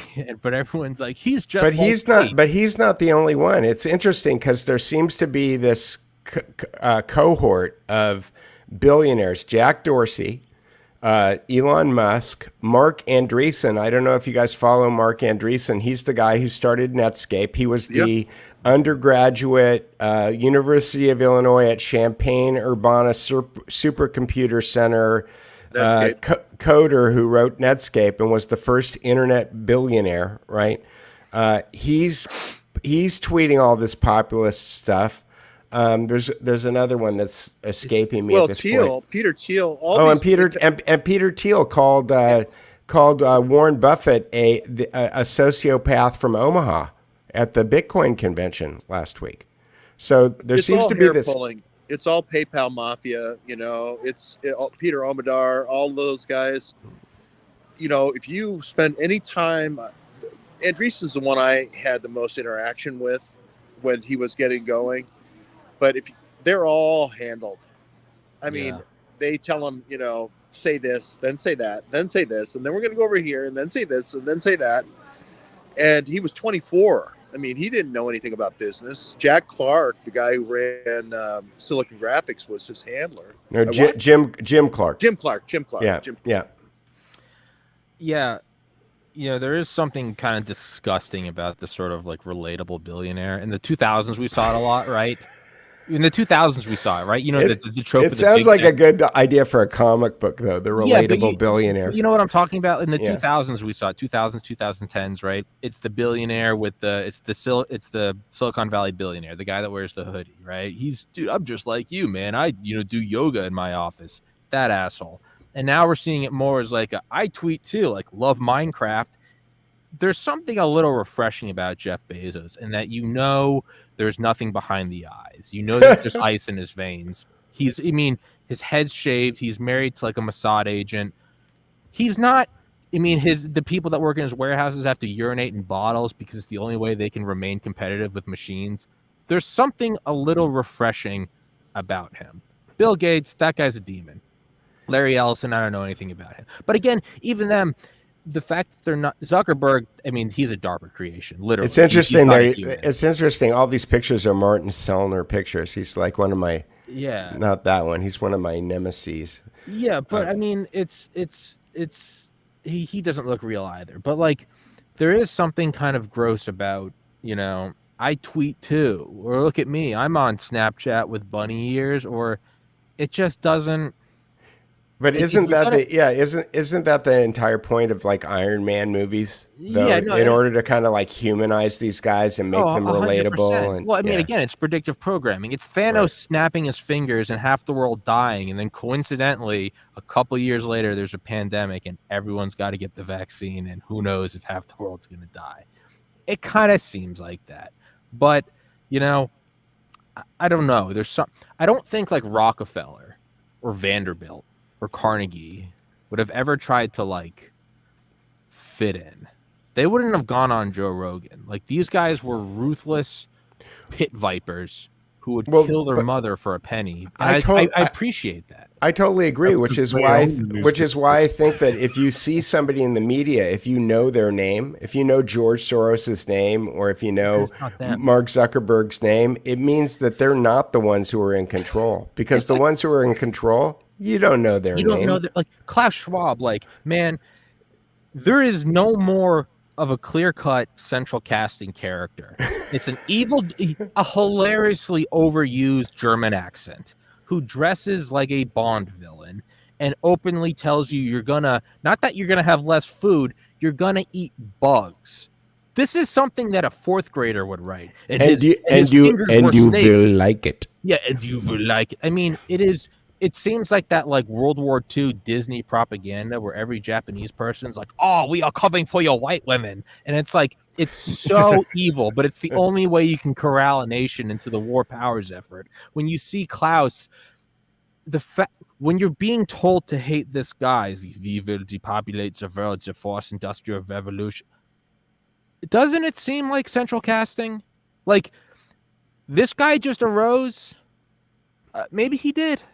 I mean, Yeah, I know he doesn't look anything like Emperor Palpatine. Yeah, but I mean, I know he's mentored by Kissinger. Like, I don't think he's purely an actor. He's a very competent, intelligent guy. He's evil, but he's competent. I'm not taking that away.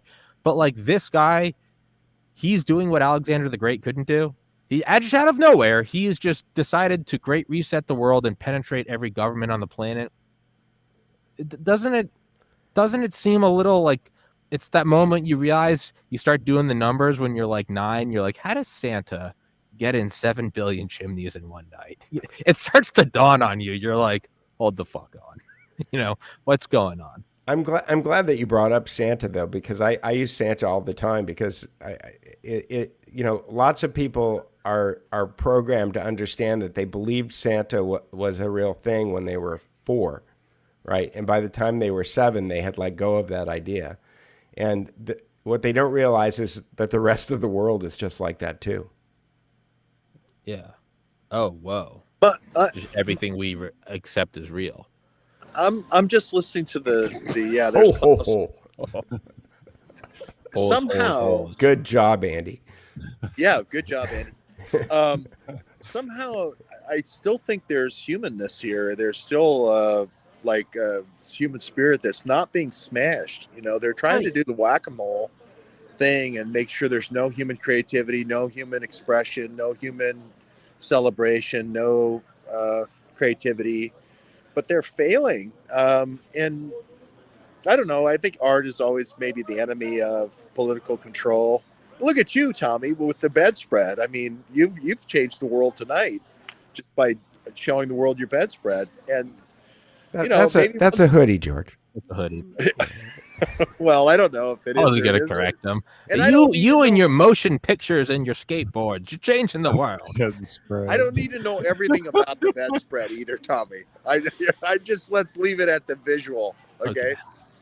But I'm just saying that I've traveled all over Europe, circling Ukraine. I'm heading to, Azovstal and all this, and they haven't killed me yet. I mean, so I still think somehow there is the room for the individual to be like, it does kind of feel like 1984 Winston versus the world, and ducking under the cameras and whatnot. It does have that feeling, but it's kind of fun to be the guy who's.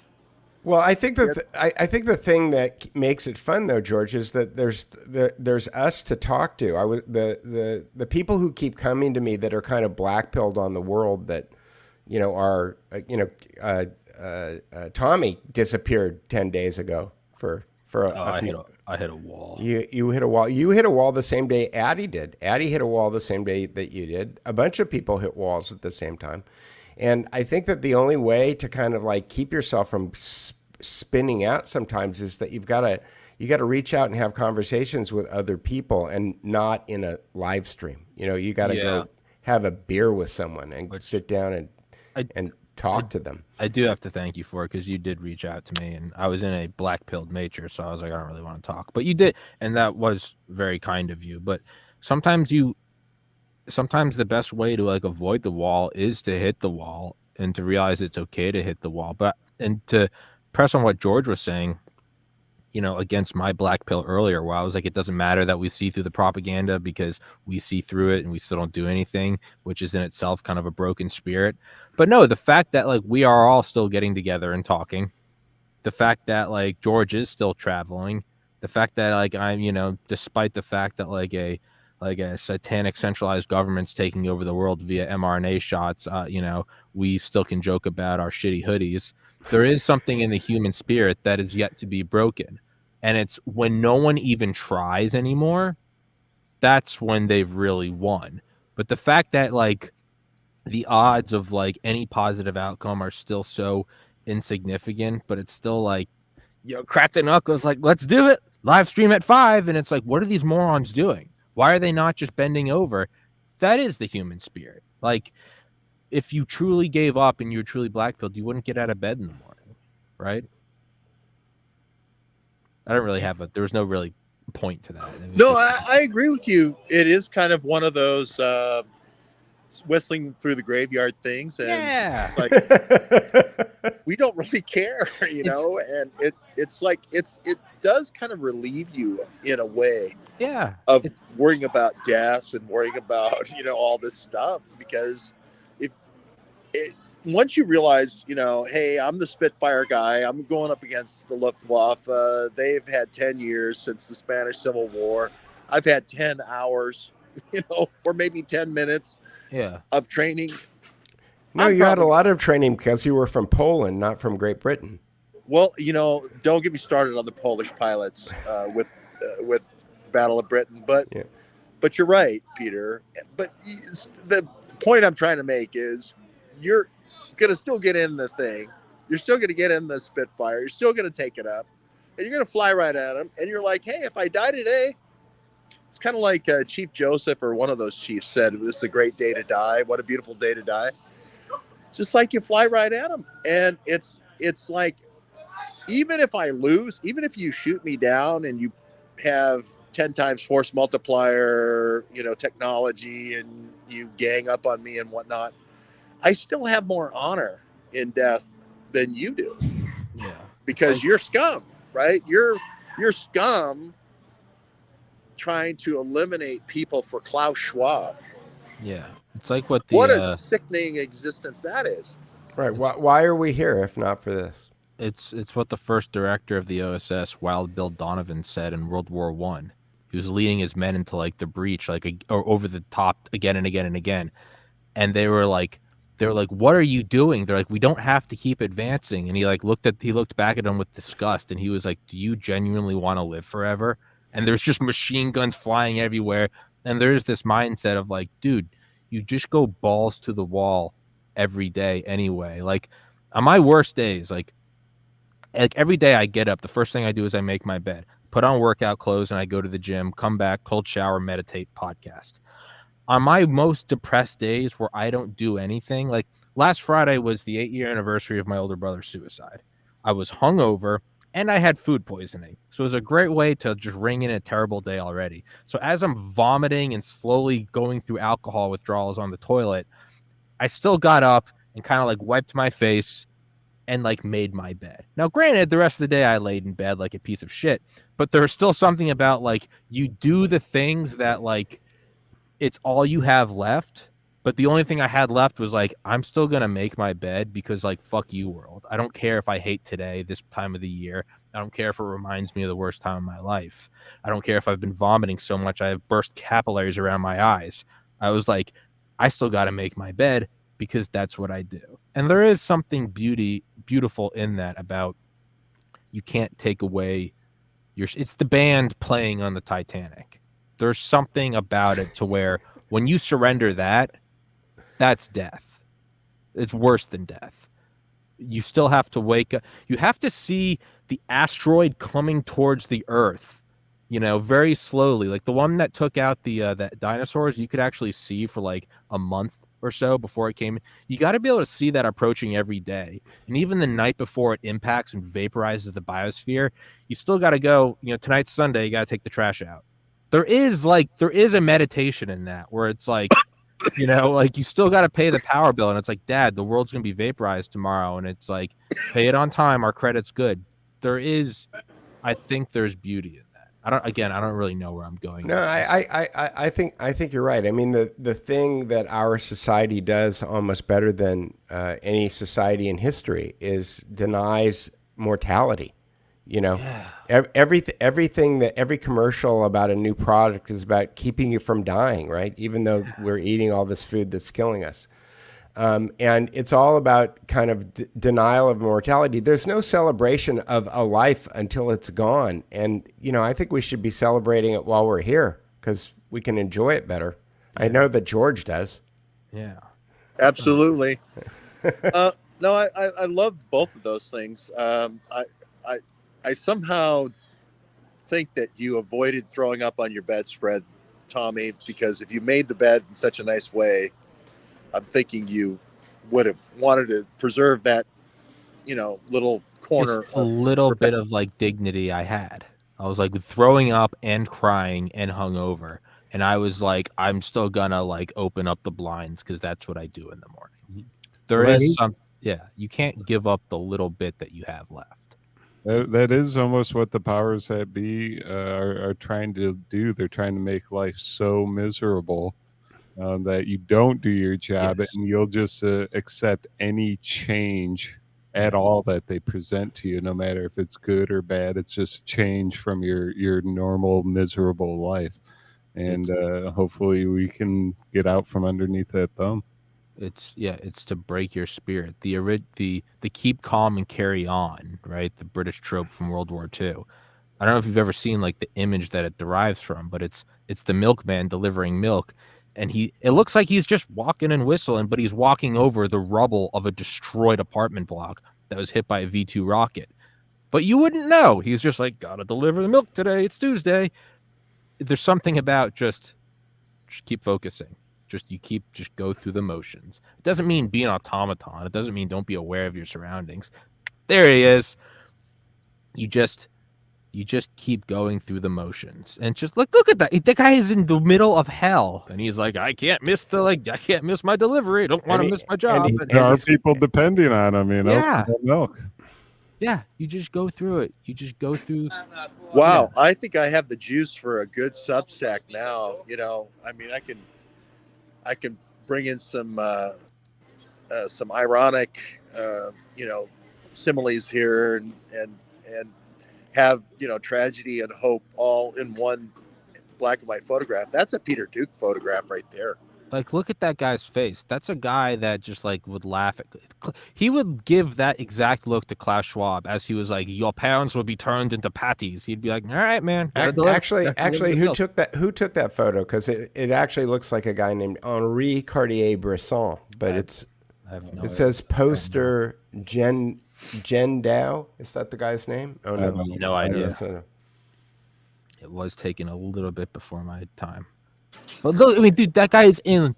I mean, just the rubble. That's an amazing photograph. That's, in fact, that's one of the most amazing photographs I've ever seen. Like the military is literally right behind. Yeah, look over the shoulder. The military and the rubble is smoking, and he's like, "Can't let the glass bottles clink together too loud. Don't want to break them." So just to pop everybody's bubble, though, I wonder how many frames the guy shot and how many times he had him walk back and forth over the. Oh no, 100%, 100%, 100% propaganda. For 10 more seconds. But even that though, someone who ordered that photo, that's still someone who at least saw the value in doing a propaganda shot instead of just hiding out in a bunker. Yep, there's still something there, right?